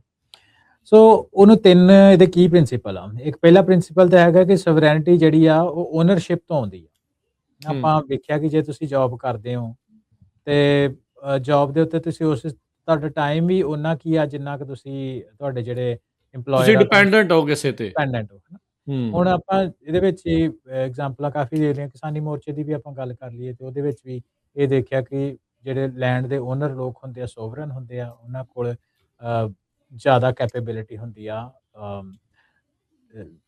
ਤੁਸੀਂ ਜੇ ਕਿਉਂਕਿ ਤੁਸੀਂ ਸੋਵਰਨ ਆ, ਤੁਹਾਡੇ ਕੋਲ ਕੈਪੇਬਿਲਿਟੀ ਸੰਘਰਸ਼ ਕਰਨ ਦੀ ਜ਼ਿਆਦਾ ਹੁੰਦੀ ਆ। ਤੁਸੀਂ ਕਿਸੇ ਦੇ ਡਿਪੈਂਡੈਂਟ ਨਹੀਂ, ਤੁਸੀਂ ਆਪਣਾ ਗਾ ਕੇ ਆਪ ਖਾ ਸਕਦੇ ਆ, ਗੁਜ਼ਾਰਾ ਕਰ ਸਕਦੇ ਆ। ਹਾਂਜੀ, 2 ਸਾਲ ਹੈ ਨਾ ਉਹ ਬੈਠੇ ਰਹੇ ਉੱਥੇ। ਇਦਾਂ ਹੀ ਕੋਈ ਜੌਬ ਵਾਲਾ ਜੇ ਕੋਈ ਬੰਦਾ ਕਹੇ ਵੀ ਮੈਂ ਉਹ 2 ਦਿਨ ਨਹੀਂ ਬਹਿੰਦਾ, ਕਰ ਲਾਂ ਫੁੱਲ ਟਾਈਮ ਤੇ ਨਹੀਂ ਕਰ ਸਕਦਾ। ਮੈਂ ਐਗਜ਼ਾਮਪਲ ਦਿੱਤੀ ਹੈ। ਸੋ ਸੋਵਰੈਨਿਟੀ ਦੀ ਪਹਿਲੀ ਜਿਹੜੀ ਸ਼ਰਤ ਹੁੰਦੀ ਆ, ਜੇ ਪਹਿਲਾ ਪ੍ਰਿੰਸੀਪਲ ਆ, ਉਹ ਓਨਰਸ਼ਿਪ ਦੇ ਉੱਤੇ ਆ। ਠੀਕ ਆ, ਤੇ ਕਿਸੇ ਇੰਡੀਵਿਜੂਅਲ ਦਾ ਆਪਣਾ ਪੂਰੀ ਜਿਹੜੀ ਕੈਪੀਟਲ ਉਹਨਾਂ ਦੀ ਪੂੰਜੀ ਉੱਤੇ ਉਹਨਾਂ ਦਾ ਪੂਰਾ ਕੰਟਰੋਲ ਹੋਵੇ। ਨੰਬਰ 2 ਦੇ ਉੱਤੇ ਆ ਕਿ ਕੈਪੀਟਲ ਜਿਹੜੀ ਹੁੰਦੀ ਆ ਪੂੰਜੀ, ਉਹ ਜਨਰੇਟਿਵ ਹੁੰਦੀ ਆ। ਇਹ ਜਨਰੇਟਿਵ ਤੋਂ ਕਹਿਣ ਦਾ ਭਾਵ ਇਹ ਆ ਵੀ ਕੈਪੀਟਲ ਤੋਂ ਕੈਪੀਟਲ ਅੱਗੇ ਬਣਨੀ। ਠੀਕ ਆ, ਜਾਂ ਬਣਾਏ ਜਾਂ ਉਸ ਤਰੀਕੇ ਨਾਲ ਵਧਣਾ ਚਾਹੀਦਾ ਜਿਹਦੇ ਨਾਲ ਕੈਪੀਟਲ ਤੋਂ ਕੈਪੀਟਲ ਬਣੇ। ਇਹ ਨਹੀਂ ਵੀ ਤੁਸੀਂ ਪੁਰਾਣੇ ਟਾਈਮ ਦੇ ਵਿੱਚ ਹੈ ਨਾ, ਲੋਕੀ ਸੋਨਾ ਸਾਂਭ ਲੈਂਦੇ ਤੇ ਸੋਨੇ ਨੂੰ ਸਾਂਭੀ ਰੱਖਦੇ ਸੀ। ਸੋ ਕਹਿਣ ਦਾ ਮਤਲਬ ਵੀ ਜੇ ਤੁਹਾਡੇ ਕੋਲ ਪੂੰਜੀ ਆ, ਉਹ ਇਸ ਤਰੀਕੇ ਦਾ ਇਨਫਰਾਸਟ੍ਰਕਚਰ ਹੋਣਾ ਚਾਹੀਦਾ ਕਿ ਉਹ ਵਧੇ, ਪੂੰਜੀ ਤੋਂ ਪੂੰਜੀ ਵਧੇ, ਹੈ ਨਾ। ਤੇ ਤੀਸਰੀ ਚੀਜ਼ ਹੈਗੀ ਆ ਕਿ ਲੌਂਗ ਟਰਮ ਓਰੀਐਂਟੇਸ਼ਨ, ਲੰਮੇ ਸਮੇਂ ਦਾ ਪਲਾਨ। ਸੋ ਇਹ ਆ ਕਿ ਸ਼ਾਰਟ ਟਰਮ ਦੇ ਜਿਹੜੇ ਗੇਨਸ ਆ, ਉਹਨਾਂ ਨੂੰ ਦੀ ਬਜਾਏ ਆਪਾਂ ਲੌਂਗ ਟਰਮ ਡਿਊਰੇਬਲ ਬਿਲਡੇਬਲ ਐਂਟਰਪ੍ਰਾਈਜ਼ ਜਿਹੜੇ ਬਣਾਏ ਜਾਣ। ਸੋ ਇਹਦੀ ਵੀ ਮੈਂ ਐਗਜ਼ਾਮਪਲ ਦੇ ਦਿੰਦਾ, ਕਿਉਂਕਿ ਅਸੀਂ ਸਾਰੇ ਟੈਕ ਦੇ ਵਿੱਚ ਵਰਕ ਕਰਦੇ ਹਾਂ। ਟੈਕ ਦੇ ਵਿੱਚ ਸ਼ਾਰਟ ਟਰਮ ਗੇਨ ਨੂੰ ਬੜਾ ਵਧੀਆ ਜਾਂ ਇਗਨੋਰ ਬੜੇ ਨਾਰਮਲ ਤਰੀਕੇ ਦੇ ਨਾਲ ਹੀ ਕੀਤਾ ਜਾ ਸਕਦਾ। ਇਹਦੇ ਵਿੱਚ ਮੈਂ ਐਗਜ਼ਾਮਪਲ ਲੈ ਲਈ ਨਾ AWS, ਐਮਾਜ਼ਨ ਵੈਬ ਸਰਵਿਸਿਜ਼ ਦੀ, ਬੜੀ ਵਧੀਆ ਐਗਜ਼ਾਮਪਲ ਆ। ਐਮਾਜ਼ਨ ਵੈਬ ਸਰਵਿਸਿਜ਼ ਤਕਰੀਬਨ 7 ਸਾਲ ਪੈਸਾ ਲੂਜ਼ ਕਰਦੀ ਰਹੀ ਹੈ ਸ਼ੁਰੂਆਤ ਦੇ ਵਿੱਚ। ਉਹ ਸ਼ਾਰਟ ਟਰਮ ਲਾਸ ਸੀ ਉਹਦਾ, in favour of long term gain. ਹੁਣ ਇੰਡੀਆ ਦੇ ਮਿਸਾਲ ਦੇ ਤੌਰ ਤੇ ਕੋਕਾ ਕੋਲਾ, ਮੈਨੂੰ ਜੇ ਮੈਂ ਗਲਤ ਨਾ ਹੋਵਾਂ ਤੇ ਤਕਰੀਬਨ 1 ਦਹਾਕਾ ਉਹਨੇ ਇੰਡੀਆ ਦੇ ਵਿੱਚ ਪੈਸਾ ਲੂਜ਼ ਕੀਤਾ ਕੋਕਾ ਕੋਲਾ ਨੇ। Short term loss for the long term gain. ਚਲੋ ਉਹ ਤਾਂ ਕੈਪੀਟਲਿਸਟ ਸੋਸਾਇਟੀ ਦਾ ਇੱਕ ਮਾਡਲ ਆ, ਪਰ ਇਨ ਜਨਰਲ ਵੀ ਇਹਨੂੰ ਇਸ ਹਿਸਾਬ ਦੇ ਨਾਲ ਤਰੀਕਾ ਵੀ ਆਪਾਂ ਲੰਮੀ ਸੋਚ ਰਹੀ ਜਿਹੜੀ ਉਹ ਰੱਖਣੀ ਆ। ਸੋ ਇਹ 3 ਕੀ ਪ੍ਰਿੰਸੀਪਲ ਆ। ਪਹਿਲੀ ਓਨਰਸ਼ਿਪ, ਦੂਸਰਾ ਕੈਪੀਟਲ ਨੂੰ ਇਸ ਹਿਸਾਬ ਨਾਲ ਤੁਸੀਂ ਇਨਵੈਸਟ ਕਰਨਾ ਵੀ ਰੀਜਨਰੇਟਿਵ ਹੋਏ। ਕਹਿਣ ਦਾ ਮਤਲਬ ਇਹ ਪੈਸੇ ਤੋਂ ਹੋਰ ਪੈਸਾ ਬਣਨਾ, ਜਾਂ ਤੁਸੀਂ ਉਹ ਪੈਸਾ ਇਸ ਤਰੀਕੇ ਨਾਲ ਇਨਵੈਸਟ ਕਰਨਾ ਇਨ ਰਿਸੋਰਸਿਸ ਜਿਹਦੇ ਨਾਲ ਕਮਿਊਨਿਟੀ ਦਾ ਪੈਸਾ ਹੋਰ ਬਣੇ। ਤੇ ਉਹਦੇ ਨਾਲ ਜਿਹੜੇ ਆਪਣੇ ਬੱਚੇ ਪੜ੍ਹਾਉਣ ਦੀ ਵੀ ਗੱਲ ਆ ਜਾਂਦੀ ਆ, ਜਾਂ ਕਿਸੇ ਕੁਛ ਇੱਦਾਂ ਦੀ ਜਿਹੜੀਆਂ ਇਨਵੈਸਟਮੈਂਟਸ ਹੁੰਦੀਆਂ, ਉਹ ਹੈ ਨਾ, ਬੰਦੇ ਨੇ ਕੀ ਕਰਨੀ ਉਹਦੀ ਆਪਣੀ ਮਰਜ਼ੀ ਆ। ਇਹ ਰਾਜਕਰਨ, ਇਹ ਗੱਲ ਕੈਪੀਟਲਿਸਟ ਮਾਡਲ ਤੋਂ ਨਹੀਂ ਆਈ। ਕਈ ਹੈ ਨਾ ਆਪਣੇ ਸਰੋਤੇ ਤੇ ਵਿਊਅਰਸ ਜਿਹੜੇ ਆ ਉਹ ਇਸ ਚੀਜ਼ ਨੂੰ ਸੋਚਦੇ ਹੋਣਗੇ ਵੀ ਇਹ ਅਮਰੀਕਾ ਦੇ ਵਿੱਚ ਬੈਠੇ ਆ, ਅਮਰੀਕਾ ਦੀ ਕੈਪੀਟਲਿਸਟ ਸੁਸਾਇਟੀ ਦੇ ਵਿੱਚ ਬੈਠੇ ਆ, ਤੇ ਉੱਥੋਂ ਕੁਝ ਜਿਹੜੀਆਂ ਗੱਲਾਂ ਬਾਤਾਂ ਸਿੱਖਾਂ ਨੂੰ ਪੜ੍ਹਾਉਣ ਦੀ ਕੋਸ਼ਿਸ਼ ਕਰ ਰਹੇ ਆ ਐਜ਼ ਅ ਕਮਿਊਨਿਟੀ ਵੀ ਤੁਸੀਂ ਇੱਦਾਂ ਕਰੋ। ਸੋ ਇਹ ਗੱਲ ਆਪਣੇ ਲਈ ਬਹੁਤ ਜ਼ਰੂਰੀ ਬਣ ਜਾਂਦੀ ਵੀ ਇਹ ਗੱਲਾਂ ਜਿਹੜੀਆਂ ਇਹ ਕੈਪੀਟਲਿਸਟ ਸੁਸਾਇਟੀ ਤੋਂ ਜੇ ਆਪਾਂ ਕੁਝ ਲਰਨ ਕਰਦੇ ਹਾਂ, ਤੇ ਆਪਾਂ ਕੁਝ ਲਰਨ ਕਰਨ ਦੇ ਲਈ ਆਪਾਂ ਦੇ ਕੋਲ ਇਤਿਹਾਸਿਕ ਤੌਰ ਤੇ ਬਹੁਤ ਕੁਝ ਪਿਆ ਹੋਇਆ। ਮਿਸਾਲ ਦੇ ਤੌਰ ਤੇ ਰਾਜਗਰ, ਮੈਂ ਇੱਥੇ ਨਾ ਐਗਜ਼ਾਮਪਲ ਲਵਾਂਗਾ ਜੀ। ਭਾਈ ਜੈਤਾ ਜੀ ਦਾ ਨਾਮ ਬੜੇ ਅਦਬ ਦੇ ਨਾਲ ਲਿਆ ਜਾਂਦਾ, ਸਤਿਕਾਰ ਦੇ ਨਾਲ ਲੈਂਦੇ ਸਿੱਖਾਂ ਦੇ ਵਿੱਚ। ਗੁਰੂ ਤੇਗ ਬਹਾਦਰ ਮਹਾਰਾਜ ਦਾ ਸੀਸ ਲੈ ਕੇ ਆਏ, ਤੇ ਕੁਝ ਜਿਹੜੇ ਗੁਰੂ ਸਾਹਿਬ ਦੇ ਹੁਕਮਨਾਮੇ, ਗੁਰੂ ਗੋਬਿੰਦ ਸਿੰਘ ਸਾਹਿਬ ਦੇ ਟਾਈਮ ਦੇ ਹੁਕਮਨਾਮੇ, ਭਾਈ ਚੌਪਾ ਸਿੰਘ ਦਾ ਬਹੁਤ ਮਸ਼ਹੂਰ ਆ। ਇਸ ਤਰ੍ਹਾਂ ਭਾਈ ਜੈਤਾ ਸਿੰਘ, ਭਾਈ ਜੀਵਨ ਸਿੰਘ, ਭਾਈ ਜੈਤਾ ਜੀ ਨੇ ਵੀ ਸੋਵਰੈਨਿਟੀ ਬਾਰੇ ਹੁਕਮਨਾਮਾ ਲਿਖਿਆ, ਰਹਿਤਨਾਮਾ ਲਿਖਿਆ। ਉਸ ਹੁਕਮਨਾਮੇ, ਕਿਉਂਕਿ ਗੁਰੂ ਸਾਹਿਬ ਲਿਖਦੇ ਆ, ਰਹਿਤਨਾਮਾ ਸਿੱਖਾਂ ਨੇ ਲਿਖਿਆ ਜੀ। ਤੇ ਇਹਦੇ ਵਿੱਚ ਮੈਂ ਉਹਦਾ ਨਾਮ ਪੜ੍ਹ ਦਿੰਦਾ। ਕਹਿੰਦੇ ਕਿ ਸਵਈਆ ਉੱਤਮ ਕਿਰਤ ਵਪਾਰ ਕੀ ਹੈ, ਸਿੰਘ ਕੂੜ ਕੁਸਤ ਨਾ ਕਾਰ ਕਮਾਵੇ। ਵੀ ਜਿਹੜੀ ਸਭ ਤੋਂ ਪਹਿਲੀ ਜਿਹੜੀ ਕਿਰਤ ਆ ਉਹ ਵਪਾਰ ਦੀ ਆ। ਮੱਧਮ ਹੂੰ ਕਿਰਤ ਕਿਸਾਨ ਕੀ ਜਾਣ ਕੇ, ਸਿੰਘ ਦੈ ਨਾਖਨ ਕੀ ਕਾਰ ਕਮਾਵੇ। ਵੀ ਹੂੰ ਪਹਿਲੀ ਕਿਰਤ ਵਪਾਰ ਦੀ ਆ, ਉਹ ਹੇਰਾ ਫੇਰੀ ਵਾਲਾ ਵਪਾਰ ਨਾ ਬੰਦਾ ਸਿੰਘ ਹੂੰ ਕਰੇ। ਦੂਸਰੀ ਜਿਹੜੀ ਮੱਧਮ ਮੀਡੀਅਮ ਲੈਵਲ ਸੱਚਾ ਦੀ ਵਪਾਰ ਕਮਾਈ ਹੋਵੇ। ਜਿਹੜੀ ਹੈ, ਤੇ ਉਹ ਕਿਰਸਾਨੀ ਦੀ ਆ, ਤੇ ਉਹ ਦੈ ਹੂੰ ਨਾਖਨ ਕਰ ਕੀ ਖਾਵੇ, ਵੀ ਆਪਣੇ ਦਸਾਂ ਨੌਆਂ ਦੀ ਮਿਹਨਤ ਕਰਕੇ। ਹੂੰ ਤੀਸਰੀ ਜਿਹੜੀ ਗੱਲ ਆ, ਉਹ ਕਹਿੰਦੇ ਸਿੰਘ ਕਬੂ ਨਾ ਚਾਕਰ ਹੋਵੇ, ਨੌਕਰੀ ਨਹੀਂ ਹੋਵੇ ਕਰਨੀ। ਸੋ ਸੈਨਿਕ ਹੂੰ ਸੇਵਕ ਕਹਾਵੇ। ਕਹਿੰਦਾ ਹੂੰ ਤੀਜੀ ਜਿਹੜੀ ਗੱਲ ਆ, ਸਿੰਘੋ ਕਦੇ ਸੋਚੋ ਵੀ ਸਿੰਘ ਕਦੇ ਕਿਸੇ ਦਾ ਨੌਕਰੀ ਨਾ ਕਰੇ। ਹਾਂ, ਜੇ ਤੇ ਹੂੰ ਨੌਕਰੀ ਕਰਨੀ ਪੈਂਦੀ ਹੈ ਤੇ ਸੈਨਿਕੀ ਦੀ ਨੌਕਰੀ ਕਰੋ, ਜਿਹਦੇ ਤੋਂ ਜਿਹਦੇ ਉੱਤੇ ਤੁਹਾਡੇ ਸੈਨਾ ਦੇ ਉਹ ਤੋਂ ਵੀ ਤੁਸੀਂ ਕੁਛ ਲਰਨ ਕਰ ਰਹੇ ਹੂੰ ਹੂੰ ਹੂੰ ਹੋ।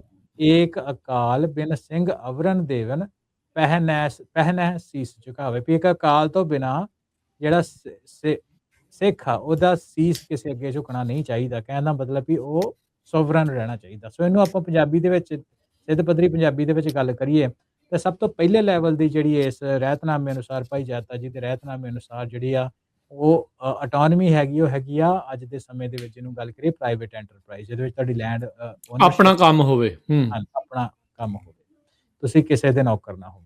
ਅਨਫੋਰਚੂਨੇਟਲੀ ਗੱਲ ਇਹ ਆ ਵੀ ਆਪਾਂ ਦਾ ਪੂਰਾ ਜ਼ੋਰ ਐਜ਼ ਅ ਕਮਿਊਨਿਟੀ ਲੱਗਾ ਹੁੰਦਾ, ਯਾਰ ਬੱਚੇ ਪੜ੍ਹ ਲਿਖ ਕੇ ਵਧੀਆ ਨੌਕਰੀ ਲੱਗ ਜਾਣ। ਇਦਾਂ ਹੀ ਆਪਾਂ ਸੁਣਦੇ ਨਾ। ਏਦਾਂ ਏਦਾਂ ਸਾਡੇ ਜਿਹੜੇ ਵੱਡੇ ਵਡੇਰੇ ਆ, ਉਹਨਾਂ ਦੀ ਸੋਵਰੈਂਟੀ ਦੀ ਜਿਹੜੀ ਡੈਫੀਨੇਸ਼ਨ ਆ ਉਹ ਡਿਫਰੈਂਟ ਸੀ, ਹੈ ਨਾ। ਨੰਬਰ 2 ਦੇ ਉੱਤੇ ਕਹਿੰਦਾ ਮੱਧਮ ਕਿਰਤ ਕਿਸਾਨ ਕੀ ਜਾਣੇ। ਐਗਰੀਕਲਚਰ ਜਿਹੜੀ ਆ ਦੂਸਰੇ ਨੰਬਰ ਤੇ, ਕਿਉਂਕਿ ਫਿਰ ਵੀ ਉਹ ਇੰਡੀਪੈਂਡੈਂਸ ਨੂੰ ਕ੍ਰੀਏਟ ਕਰਦੀ ਹੂੰ ਹੂੰ ਹੈ। ਲੈਂਡ ਸਸਟੇਨੈਂਸ ਜਿਹੜੀ ਤੁਹਾਡੀ ਉਹ ਜ਼ਮੀਨ ਦੇ ਨਾਲ ਜੁੜੀ ਹੁੰਦੀ ਹੈ। ਸੋ ਹੂੰ ਸਭ ਤੋਂ ਪਹਿਲੀ ਪ੍ਰਾਈਵੇਟ ਐਂਟਰਪ੍ਰਾਈਜ਼, ਨੰਬਰ 2 ਦੇ ਉੱਤੇ ਤੁਹਾਡੀ ਐਗਰੀਕਲਚਰ, ਤੇ ਨੰਬਰ 3 ਦੇ ਉੱਤੇ ਤੁਹਾਡੇ ਆ ਜਾਂਦੀ ਸੈਲਰੀ। ਹੂੰ ਹੂੰ ਠੀਕ ਆ। ਸੋ ਸੈਲਰੀ ਵੀ ਵੇਖੋ ਅੱਜ ਦੇ ਸਮੇਂ ਦੇ ਵਿੱਚ ਇੱਕ ਇਸ ਤਰੀਕੇ ਨਾਲ ਜ਼ਰੂਰੀ ਆ। ਮੈਨੂੰ ਇਹ ਲੱਗਦਾ ਵੀ ਆਪਣੇ ਬਹੁਤ ਲੋਕੀ ਸੈਲਰੀ ਕਰਦੇ ਆ, ਪਰ ਇਹਨੂੰ ਆਪਾਂ ਅਜ਼ਿਊਮ ਕਰਕੇ ਚਲੀਏ, ਜੇ ਆਪਾਂ ਕਮਿਊਨਿਟੀ ਦੇ ਤੌਰ ਤੇ ਵਿਚਰਨਾ, ਵੀ ਇਹ ਇੱਕ ਟੈਂਪਰੇਰੀ ਫੇਜ਼ ਆ, ਜਿਹਦੇ ਵਿੱਚ ਤੁਸੀਂ ਆਪਣੇ ਸਕਿੱਲ ਬਿਲਡ ਕਰ ਸਕਦੇ ਹੋ, ਤੁਸੀਂ ਥੋੜੀ ਬਹੁਤੀ ਸੇਵਿੰਗ ਕਰ ਸਕਦੇ ਹੋ, ਤੁਸੀਂ ਨੈਟਵਰਕਿੰਗ ਕਰ ਲੈਂਦੇ ਹੋ, ਤੁਸੀਂ ਆਪਣੀ ਲਾਈਫ 'ਚ ਡਿਸਿਪਲਿਨ ਲੈ ਆਉਂਦੇ ਹੋ। ਪਰ ਇਹ ਤੁਹਾਡੀ ਅਲਟੀਮੇਟ ਚੀਜ਼ ਨਹੀਂ ਹੈ। ਸੈਲਰੀ ਤੋਂ ਤੁਸੀਂ ਐਗਰੀਕਲਚਰ ਜਾਂ ਪ੍ਰਾਈਵੇਟ ਐਂਟਰਪ੍ਰਾਈਜ਼ ਤੇ ਜੰਪ ਮਾਰਨਾ, ਇਹਨੂੰ ਟੈਂਪਰੇਰੀ ਫੇਜ਼ ਦੇ ਤੌਰ ਦੇ ਉੱਤੇ ਲਿਆ ਜਾਏ। ਤੇ ਜਿਹੜੀ ਪਰਮਾਨੈਂਟ ਜਿਹੜੀ ਸੈਲਰੀ ਦੀ ਪੂਰੀ ਉਮਰ ਬੰਦਾ ਅਸੀਂ ਜਦੋਂ ਸੈਲਰੀ ਦੇ ਵਿੱਚ ਕੱਢ ਦਿੰਦੇ ਆ, ਸੋ ਉਹ ਥੋੜੀ ਤੁਹਾਡੀ ਜਿਹੜੀ ਸੋਵਰੈਨਿਟੀ ਦੀ ਜਿਹੜੀ ਸੋਚ ਆ, ਉਹਨੂੰ ਥੋੜਾ ਜਿਹਾ ਰਾਜ ਕਰਨ ਖੋਰਾ ਲਾਉਂਦੀ ਆ। ਤੇ ਨਹੀਂ, ਉਹ ਤਾਂ ਫਿਰ ਹੈ ਹੀ ਆ। ਫਿਰ ਤੁਸੀਂ ਜਦੋਂ ਦਹਾਕਿਆਂ ਬੱਧੀ ਇਹ ਚੀਜ਼ ਜਿਹੜੀ ਉਹ ਕਰਨੀ ਆ, ਤਾਂ ਫਿਰ ਓਬਵੀਅਸਲੀ ਤੁਹਾਡੇ ਮਨ ਦੇ ਉੱਤੇ ਉਹੀ ਚੀਜ਼ ਤੁਹਾਨੂੰ ਲੱਗਦੀ ਆ। ਤਾਂ ਹੀ ਤਾਂ ਰਿਸਕ ਨਹੀਂ ਲੈਂਦਾ ਨੌਕਰੀ ਕਰਨ ਵਾਲਾ ਬੰਦਾ। ਹਾਂਜੀ, ਉਹ 'ਚ ਰਿਸਕ ਘੱਟ ਜਾਂਦਾ। ਉਹਦੇ ਵਿੱਚ ਉਹ ਹੁੰਦਾ ਵੀ ਹਾਂ ਜਿੰਨਾ ਚਿਰ, ਪਰ ਇੱਕੋ ਰਿਸਕ ਰਹਿੰਦਾ ਵੀ ਜਦੋਂ ਮਰਜ਼ੀ ਨਾ ਹੋ ਸਕਦੀ। ਹਾਂਜੀ, ਅੱਜ-ਕੱਲ੍ਹ ਅਸੀਂ ਦੇਖ ਹੀ ਰਹੇ ਨਾ, 16,000 ਦੇ ਕਰੀਬ ਐਮਾਜ਼ੋਨ ਦੀ ਹੁਣੇ ਗੱਲ ਕੀਤੀ ਉਹਨਾਂ ਬੰਦੇ ਲਿਆ। ਹਾਂਜੀ, ਥੋੜੇ ਦਿਨ ਪਹਿਲਾਂ ਦੀ ਉਹੀ ਗੱਲ ਆ, ਹਾਂਜੀ AI ਦੇ ਕਰਕੇ। ਹਾਂ, ਜੀ। ਸੋ ਬਨਾਵਟੀ ਉਹਦੇ ਬੁੱਧੀ ਵਿੱਚ ਕਰਕੇ ਇਹ ਆ ਤੌਰ ਵੀ ਤੇ। ਜਿਹੜੇ ਲੋਕੀ ਆਪਾਂ ਇੰਪਲੋਇਮੈਂਟ ਅਸੀਂ ਕਰਦੇ ਵੀ ਆ, ਸਾਰੇ ਕਰਦੇ ਆ, ਹੈਨਾ। ਤੇ ਹੂੰ ਉਹਨੂੰ ਆਪਾਂ ਪਰਮਾਨੈਂਟਲੀ ਨਾ ਰੱਖੀਏ। ਜੇ ਅਸੀਂ ਆਪਣੇ ਰਹਿਤਨਾਮੇ, ਭਾਈ ਜਾਤਾ ਜੀ ਦੇ ਰਹਿਤਨਾਮੇ ਅਨੁਸਾਰ ਆਪਾਂ ਲਾਈਫ ਨੂੰ ਦੇਖੀਏ, ਤੇ ਉਹਨੂੰ ਆਪਾਂ ਟੈਂਪਰੇਰੀ ਫੇਜ਼ ਆ, ਜਿਹਦੇ ਵਿੱਚ ਅਸੀਂ ਆਪਣੇ ਸਕਿੱਲ, ਸੇਵਿੰਗ ਬਣਾਉਣੀ ਆ, ਨੈਟਵਰਕ ਕਰਨੇ, ਤੇ ਲਾਈਫ 'ਚ ਡਿਸਿਪਲਿਨ ਲੈ ਕੇ ਆਉਣਾ। ਪਰ ਸਾਡਾ ਅਲਟੀਮੇਟ ਰਾਜ ਕਰਨ ਗੋਲ ਜਿਹੜਾ ਉਹ ਅੱਗੇ ਜਾਣ ਦਾ, ਲੈਵਲ 3 ਤੋਂ ਜਿਹੜਾ ਸੈਲਰੀ ਤੋਂ level 2 agriculture, level 1 private enterprise, ਹੈ ਨਾ। ਲੈਵਲ 2 ਜਾਂ ਲੈਵਲ 1 ਦੇ ਉੱਤੇ ਤੁਸੀਂ ਸ਼ਿਫਟ ਮਾਰਨਾ। ਸੋ ਉਹ ਜਿਹੜੀ ਇਹ ਚੀਜ਼ ਬਹੁਤ ਇੰਪੋਰਟੈਂਟ ਹੈ, ਇਹ ਚੀਜ਼ ਸਾਨੂੰ ਅੱਜ ਦੇ ਸਮੇਂ ਦੇ ਵਿੱਚ ਸਮਝਣ ਦੀ ਲੋੜ ਆ ਜੀ। ਨਹੀਂ, ਬਿਲਕੁਲ ਕਲੀਅਰ ਆਪਾਂ ਨੂੰ ਜਿਹੜਾ ਉਹ ਕਿੱਤਾ ਜਿਹੜਾ ਹੋਇਆ। ਅੱਛਾ, ਹੁਣ ਇਹ ਮਾਡਲ ਚਲੋ ਆ ਗਿਆ ਗਵਰਨੈਂਸ ਦਾ, ਵੀ ਕਿਹੜੀ ਚੀਜ਼ ਨੂੰ ਪਹਿਲ ਆ, ਕਿਹੜਾ ਦੂਜੇ ਤੇ, ਕਿਹੜਾ ਤੀਜੇ ਤੇ, ਕਿੱਦਾਂ ਜਿਹੜਾ ਇਹ ਚੀਜ਼ ਹੋਣਾ ਆ। ਆਪਾਂ ਰਹਿਤਨਾਮਾ ਦੀ ਵੀ ਜਿਹੜੀ ਇਸ ਦੇ ਵਿੱਚ ਗੱਲ ਕੀਤੀ ਆ।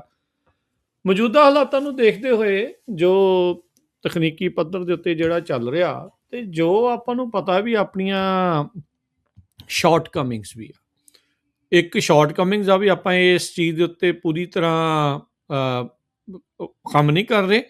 ਦੂਜਾ ਜਿਹੜਾ ਕੋਈ ਕਰ ਰਿਹਾ, ਉਹਦੇ ਵਿੱਚ ਇੰਨੀ ਜ਼ਿਆਦਾ ਜਿਹੜੀ, ਹੁਣ ਤੁਸੀਂ ਦੇਖੋ ਵੀ ਇਹ ਪ੍ਰੋਬਲਮ ਤੇ ਹੈਗੀ, ਆਪਾਂ ਨੂੰ ਮੰਨਣੀ ਪੈਣੀ ਵੀ ਕਿਉਂ ਇੰਨੀ ਜ਼ਿਆਦਾ ਰੌਲਾ ਰੱਪਾ ਪੈ ਰਿਹਾ, ਵੀ ਵਿੱਚ ਕਿਰਤ ਦੇ ਵਿੱਚ, ਵਪਾਰ ਦੇ ਵਿੱਚ ਝੂਠ, ਠੱਗੀ, ਠੋਰੀ, ਇਹ ਸਾਰਾ ਕੁਝ ਬਹੁਤ ਜ਼ਿਆਦਾ ਇਸ ਟਾਈਮ ਰਲਗੱਡ ਹੋ ਗਿਆ। ਬਹੁਤ ਜ਼ਿਆਦਾ ਜਿਹੜੀ ਇਹ ਦਿੱਕਤ ਜਿਹੜੀ ਉਹ ਆ ਰਹੀ ਆ। ਇਹਨਾਂ ਸਾਰੀਆਂ ਚੀਜ਼ਾਂ ਦਾ ਦੇਖੋ ਓਵਰਨਾਈਟ ਸੋਲਿਊਸ਼ਨ ਤਾਂ ਨਹੀਂ, ਕੋਈ ਇਹ ਚੀਜ਼ ਤਾਂ ਹੈ ਨਹੀਂ ਵੀ ਆਪਾਂ ਸਾਰਾ ਕੁਝ ਚੁਟਕੀ ਮਾਰਾਂਗੇ ਤਾਂ ਸਭ ਕੁਝ ਠੀਕ ਹੋ ਜਾਊਗਾ। ਸੋ ਇਹ ਗਵਰਨੈਂਸ ਕਰਨ ਦੇ ਲਈ, ਇਸ ਚੀਜ਼ ਦੇ ਕਰਨ ਦੇ ਲਈ ਹੁਣ ਅੱਗੇ ਕਰਨਾ ਕੀ ਪੈਣਾ ਆ, ਕਿਹੜੇ ਪ੍ਰਿੰਸੀਪਲਸ ਆ ਉਹਦੇ ਉੱਤੇ ਆਪਾਂ ਨੂੰ ਜ਼ੋਰ ਦੇਣਾ ਪੈਣਾ? ਹਾਂਜੀ, ਸੋ ਵੇਖੋ, ਇਹਨੂੰ ਆਪਾਂ 2 ਹਿੱਸਿਆਂ ਵਿੱਚ ਇਹਦੀ ਗੱਲਬਾਤ ਕਰਦੇ ਹਾਂ, ਹੈ ਨਾ। ਪਹਿਲਾਂ ਆਪਾਂ ਕਰਦੇ ਹਾਂ ਵੀ ਆਪਾਂ ਨੂੰ ਇਕਨੋਮਿਕ ਪਾਵਰ ਕ੍ਰੀਏਟ ਕਰਨ ਦੇ ਲਈ ਕਿਹੜੀ ਹੈ ਨਾ ਚੀਜ਼ਾਂ ਦੇ ਚਾਹੀਦੇ ਆ, ਜਿਹੜਾ ਹੂੰ ਸਿੱਖ ਐਂਟਰਪ੍ਰਾਈਜ਼ ਮਾਡਲ ਹੋਏ ਉਹ ਕੀ ਹੋਏ। ਹੂੰ ਉਹਦੇ ਵਿੱਚੋਂ ਇੱਕ ਹੈ ਕਿ ਆਪਣੇ ਪ੍ਰੋਡਕਟਿਵ ਐਸੈਟਸ ਹੋਣ, ਹੂੰ ਹਨਾ, ਵੀ ਲਗਾਤਾਰ ਜਿਹੜੇ ਐਪਰੀਸ਼ੀਏਟ ਹੋ ਰਹੇ ਜਾਂ ਪੈਸਾ ਜਨਰੇਟ ਕਰ ਰਹੇ ਆ, ਜਿਹੜਾ ਅਸੀਂ ਦਸਵੰਧ ਦਿੰਦੇ ਹਾਂ ਉਹ ਸਟ੍ਰੈਟੇਜਿਕਲੀ ਦੇ ਦਈਏ। ਇਹ ਨਹੀਂ ਵੀ ਅਸੀਂ ਸੋਚਿਆ ਕਿ ਜਿਹੜਾ ਸਿੱਖਾਂ ਦਾ ਦਸਵੰਧ ਆ ਕੋਈ ਵੀ ਐਸੀ ਜਗ੍ਹਾ ਦੇ ਉੱਤੇ ਦੇ ਦਈਏ ਜਿੱਦਾਂ ਆਪਾਂ ਨੂੰ ਕੋਈ ਆਊਟਪੁੱਟ ਨਾ ਹੋਵੇ, ਹਨਾ। ਆਪਾਂ ਇਹ ਹੈ ਨਾ, ਹਰ ਇੱਕ ਬੰਦੇ ਨੇ ਆਪ ਸੋਚਣਾ, ਇੱਥੇ ਤਾਂ ਆਪਾਂ ਕਹਿ ਨਹੀਂ ਸਕਦੇ ਕਿਹੜੀ ਚੀਜ਼ ਹੈਗੀ ਕਿੱਥੇ ਦਿਓ ਕਿੱਥੇ ਨਾ ਦਿਓ, ਉਹਦੀ ਗੱਲ ਨਹੀਂ ਕਰ ਰਹੇ, ਪਰ ਮੈਂ ਇਹ ਗੱਲ ਕਰ ਰਿਹਾ ਕਿ ਸਟ੍ਰੈਟੇਜਿਕਲੀ ਦਿਓ ਜਿਹਦੇ ਤੋਂ ਆਪਾਂ ਨੂੰ ਕੋਈ ਐਜ਼ ਅ ਕਮਿਊਨਿਟੀ ਆਪਾਂ ਨੂੰ ਕੋਈ ਆਊਟਪੁੱਟ ਆਵੇ, ਹੈ ਨਾ। ਜਿਹੜੇ ਆਪਾਂ ਦੇ ਲਈ, ਸਿੱਖਾਂ ਦੇ ਲਈ ਸਭ ਤੋਂ ਵੱਡੀ ਬੈਨੀਫਿਟ ਮੈਨੂੰ ਇਹ ਲੱਗਦਾ ਕਿ ਸਾਡਾ ਜਿਹੜਾ ਗੁਰੂ ਗ੍ਰੰਥ ਸਾਹਿਬ ਆ ਉਹ ਗੁਰੂ ਸਾਹਿਬ ਨੇ ਆਪ ਲਿਖਿਆ, ਤੇ ਸਾਡੇ ਕੋਲ ਐਥਿਕਸ ਜਿਹੜੀ ਆ ਉਹ ਗੁਰੂ ਸਾਹਿਬ ਤੋਂ ਸਿੱਧੀ ਆਈ ਆ, ਤੇ ਉਹ ਸਾਡੀ ਇੱਕ ਐਡਵਾਂਟੇਜ ਆ ਜਿਹੜੀ ਤੁਸੀਂ ਹੁਣੇ ਗੱਲ ਕੀਤੀ। ਉਹਦੀ ਆਪਾਂ ਹੋਰ ਫਰਦਰ ਡਿਟੇਲ ਦੇ ਵਿੱਚ ਜਾਵਾਂਗੇ, ਪਰ ਆਪਾਂ ਪ੍ਰਿੰਸੀਪਲਸ ਦੀ ਜੇ ਗੱਲ ਕਰ ਰਹੇ ਹਾਂ। ਅਗਲੀ ਚੀਜ਼ ਹੈਗੀ ਆ ਕਿ ਜਿਹੜਾ ਲੰਗਰ ਦਾ ਆਪਣਾ ਮਾਡਲ ਆ, ਇਹ ਵੀ ਇੰਸਟੀਟਿਊਸ਼ਨ ਗੁਰੂ ਸਾਹਿਬ ਨੇ ਸਾਨੂੰ ਦਿੱਤਾ। ਆਪਣੇ ਬਹੁਤ ਲੋਕੀ ਇਦਾਂ ਦੇ ਕਹਿੰਦੇ ਲੰਗਰ ਬੰਦ ਕਰ ਦੇਣੇ ਚਾਹੀਦੇ, ਲੰਗਰ ਆਹ ਕਰ ਦੇਣਾ ਚਾਹੀਦਾ, ਪਰ ਇਹ ਇੰਸਟੀਟਿਊਸ਼ਨ ਸਾਨੂੰ ਗੁਰੂ ਸਾਹਿਬ ਨੇ ਦਿੱਤੀ ਤੇ ਬੜੇ ਸਕਸੈਸਫੁਲੀ 550 ਸਾਲ ਹੋ ਗਏ ਚੱਲਦੀ ਪਈ ਆ, ਚੱਲ ਰਹੀ, ਬਿਲਕੁਲ ਸਹੀ ਗੱਲ। ਇਹਨਾਂ ਨੂੰ ਆਪਾਂ ਨੂੰ ਹੋਰ ਸਕੇਲ ਕਰਨਾ ਪੈਣਾ। ਮੈਂ ਹੂੰ ਟੈਕਨੋਲੋਜੀ ਦੇ ਫੀਲਡ ਦਾ ਬੰਦਾ ਹੋਣ ਦੇ ਕਰਕੇ ਮੈਂ ਇਹ ਤੁਹਾਨੂੰ ਕਹੂੰਗਾ ਵੀ ਜਿਹੜਾ ਇਹ ਲੰਗਰ ਦਾ model, operating model Guru Sahib ਨੇ ਸਾਨੂੰ ਦਿੱਤਾ, ਇਹਨੂੰ ਬੰਦ ਕਰਨ ਦੀ ਭਾਈ ਨਹੀਂ ਲੋੜ, ਇਹਨੂੰ ਹੋਰ ਐਕਸਪੈਂਡ ਕਰਨ ਦੀ ਲੋੜ, ਇਹਨੂੰ ਸਕੇਲ ਕਰਨ ਦੀ ਲੋੜ ਆ। ਕਿੱਦਾਂ ਆਪਰੇਟਿੰਗ ਮਾਡਲ, ਉਹਦੇ ਬਾਰੇ ਵੀ ਆਪਾਂ ਡਿਟੇਲ 'ਚ ਗੱਲ ਕਰਦੇ ਹਾਂ। ਤੇ ਅਖੀਰਲੀ ਗੱਲ ਆਪਣੇ ਟਾਕ ਸ਼ੋਅ ਦੇ ਵਿੱਚ ਵੀ ਅਸੀਂ ਬਾਰ-ਬਾਰ ਗੱਲ ਕਰਦੇ ਵੀ ਟੈਕਨੋਲੋਜੀ ਦਾ ਜੇ ਆਪਾਂ ਨੂੰ ਕੋਰ ਆ ਬਿਲਡ ਕਰਨਾ ਪੈਣਾ, ਕਿਉਂਕਿ ਸਾਰੇ ਇੰਸਟੀਟਿਊਸ਼ਨਸ ਅਸੀਂ ਬਣਾਵਾਂਗੇ, ਉਹਨਾਂ ਨੂੰ ਆਪਰੇਸ਼ਨ ਦੇ ਵਾਸਤੇ ਕੋਈ ਨਾ ਕੋਈ ਕੋਰ ਇੰਜਨ ਤਾਂ ਚਾਹੀਦਾ ਨਾ। ਉਹ ਜਿਹੜਾ ਕੋਰ ਇੰਜਨ ਹੈਗਾ ਉਹ ਸਾਡੇ ਟੈਕਨੋਲੋਜੀ ਦੇ ਥਰੂ ਬਣੂਗਾ। ਸੋ ਇੱਕ ਬੜਾ ਕਲੀਅਰ ਤੇ ਸਟ੍ਰੇਟ ਫਾਰਵਰਡ ਜਿਹਾ ਤਰੀਕਾ ਹੈਗਾ ਡਾਇਸਪੋਰਾ ਦੇ ਵਾਸਤੇ, ਹੈ ਨਾ, ਇਹਨੂੰ ਕਰਨ ਦੇ ਵਾਸਤੇ।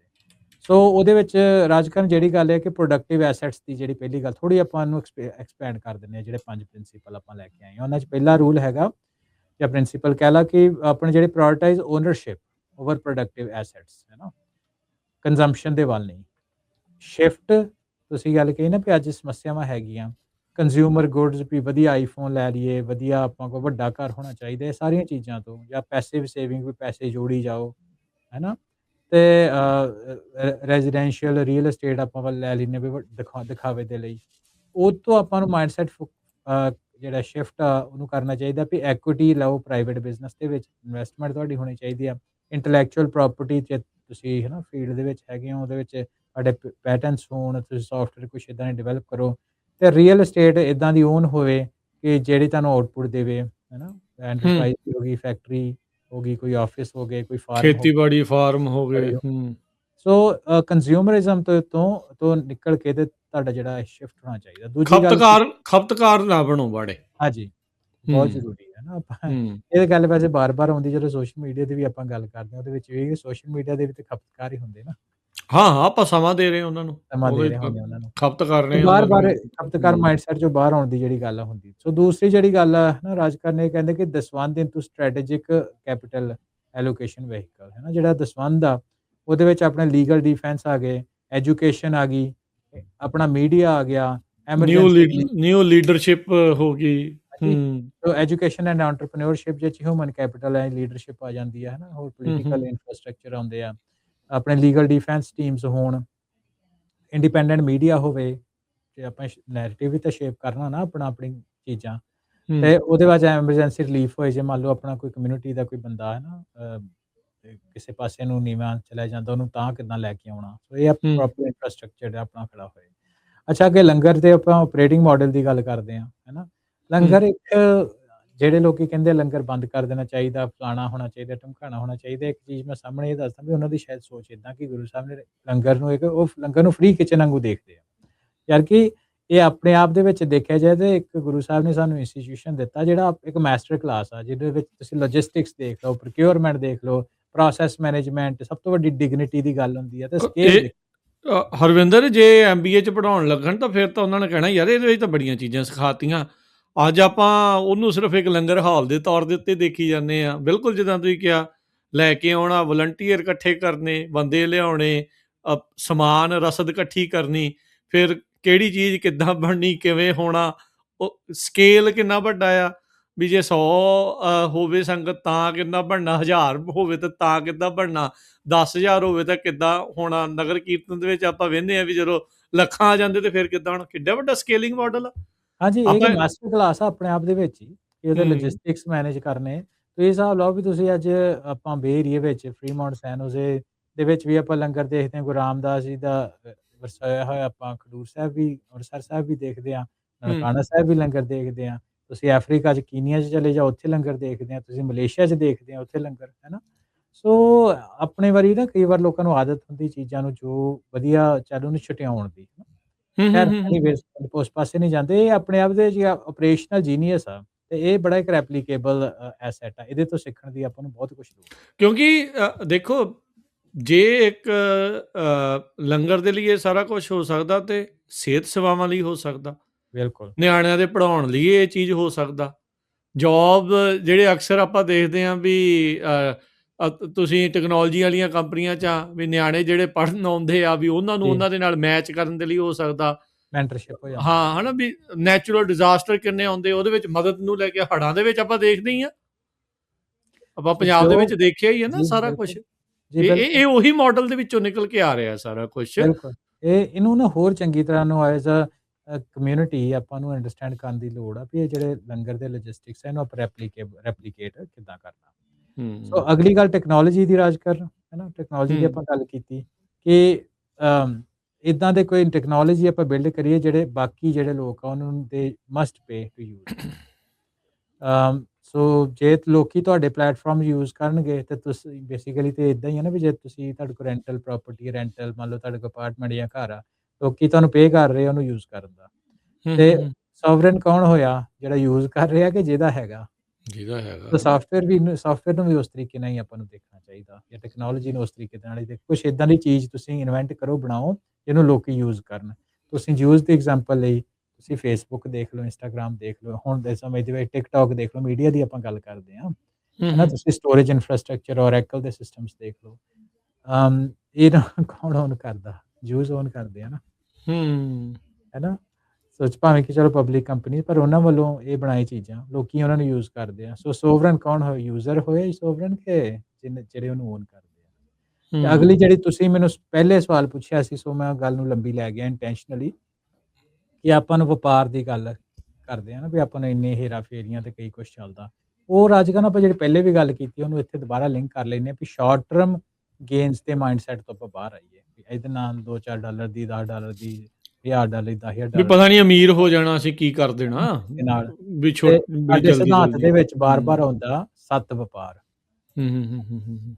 ਤੇ ਉਹ ਜਿਹੜਾ 7 ਵਪਾਰ ਹੁੰਦਾ ਨਾ, ਜਿਹਨੂੰ ਟਰੂਥਫੁਲ ਟ੍ਰੇਡ ਵੀ ਆਪਾਂ ਕਹਿ ਸਕਦੇ ਹਾਂ ਟੈਕਨੀਕਲ, ਉਹ ਤੁਹਾਡੀ ਇੱਕ ਕੰਪੈਰੀਟਿਵ ਐਡਵਾਂਟੇਜ ਹੁੰਦਾ। ਮੰਨ ਲਓ ਵੀ ਤੁਸੀਂ ਅੱਜ ਕਿਸੇ ਨਾਲ ਵਪਾਰ ਦੀ ਇਹ ਚੀਜ਼ ਹੈਗੀ ਆ ਨਾ, ਕਿ ਮੰਨ ਲਓ ਅੱਜ ਤਾਂ ਤੁਸੀਂ 1000, 2000, $5000 ਦੀ ਕਿਸੇ ਨਾਲ ਠੱਗੀ ਮਾਰ ਲੈਂਦੇ ਹੋ, ਹੂੰ ਤੇ ਉਹ ਤੁਸੀਂ ਲੌਂਗ ਟਰਮ ਜਿਹੜਾ ਆਪਣਾ ਬੰਦਾ ਗਵਾ ਲਿਆ, ਦੁਬਾਰਾ ਤੁਹਾਡੇ ਕੋਲ ਕਦੇ ਨਹੀਂ ਆਊਗਾ। ਪਰ ਜੇ ਤੁਸੀਂ ਏਦਾਂ ਹੀ। 7 ਦਾ ਵਪਾਰ ਕਰਦੇ ਹੋ, ਜਿਹਨੂੰ ਟਰੂਥਫੁਲ ਟ੍ਰੇਡ ਕਹਿੰਦੇ ਆ, ਤੇ ਉਹਦੇ ਵਿੱਚ ਇੱਕ ਡਿਊਰੇਬਲ ਤੁਹਾਡੀ ਐਡਵਾਂਟੇਜ ਬਣ ਜਾਂਦੀ, ਕਿ ਲੰਮੇ ਸਮੇਂ ਦੇ ਵਾਸਤੇ ਲੋਕੀ ਤੁਹਾਡੇ ਨਾਲ ਆ। ਸ਼ਾਰਟ ਟਰਮ ਦਾ ਉਹਦਾ ਮੇਬੀ ਨੁਕਸਾਨ ਹੋਵੇ।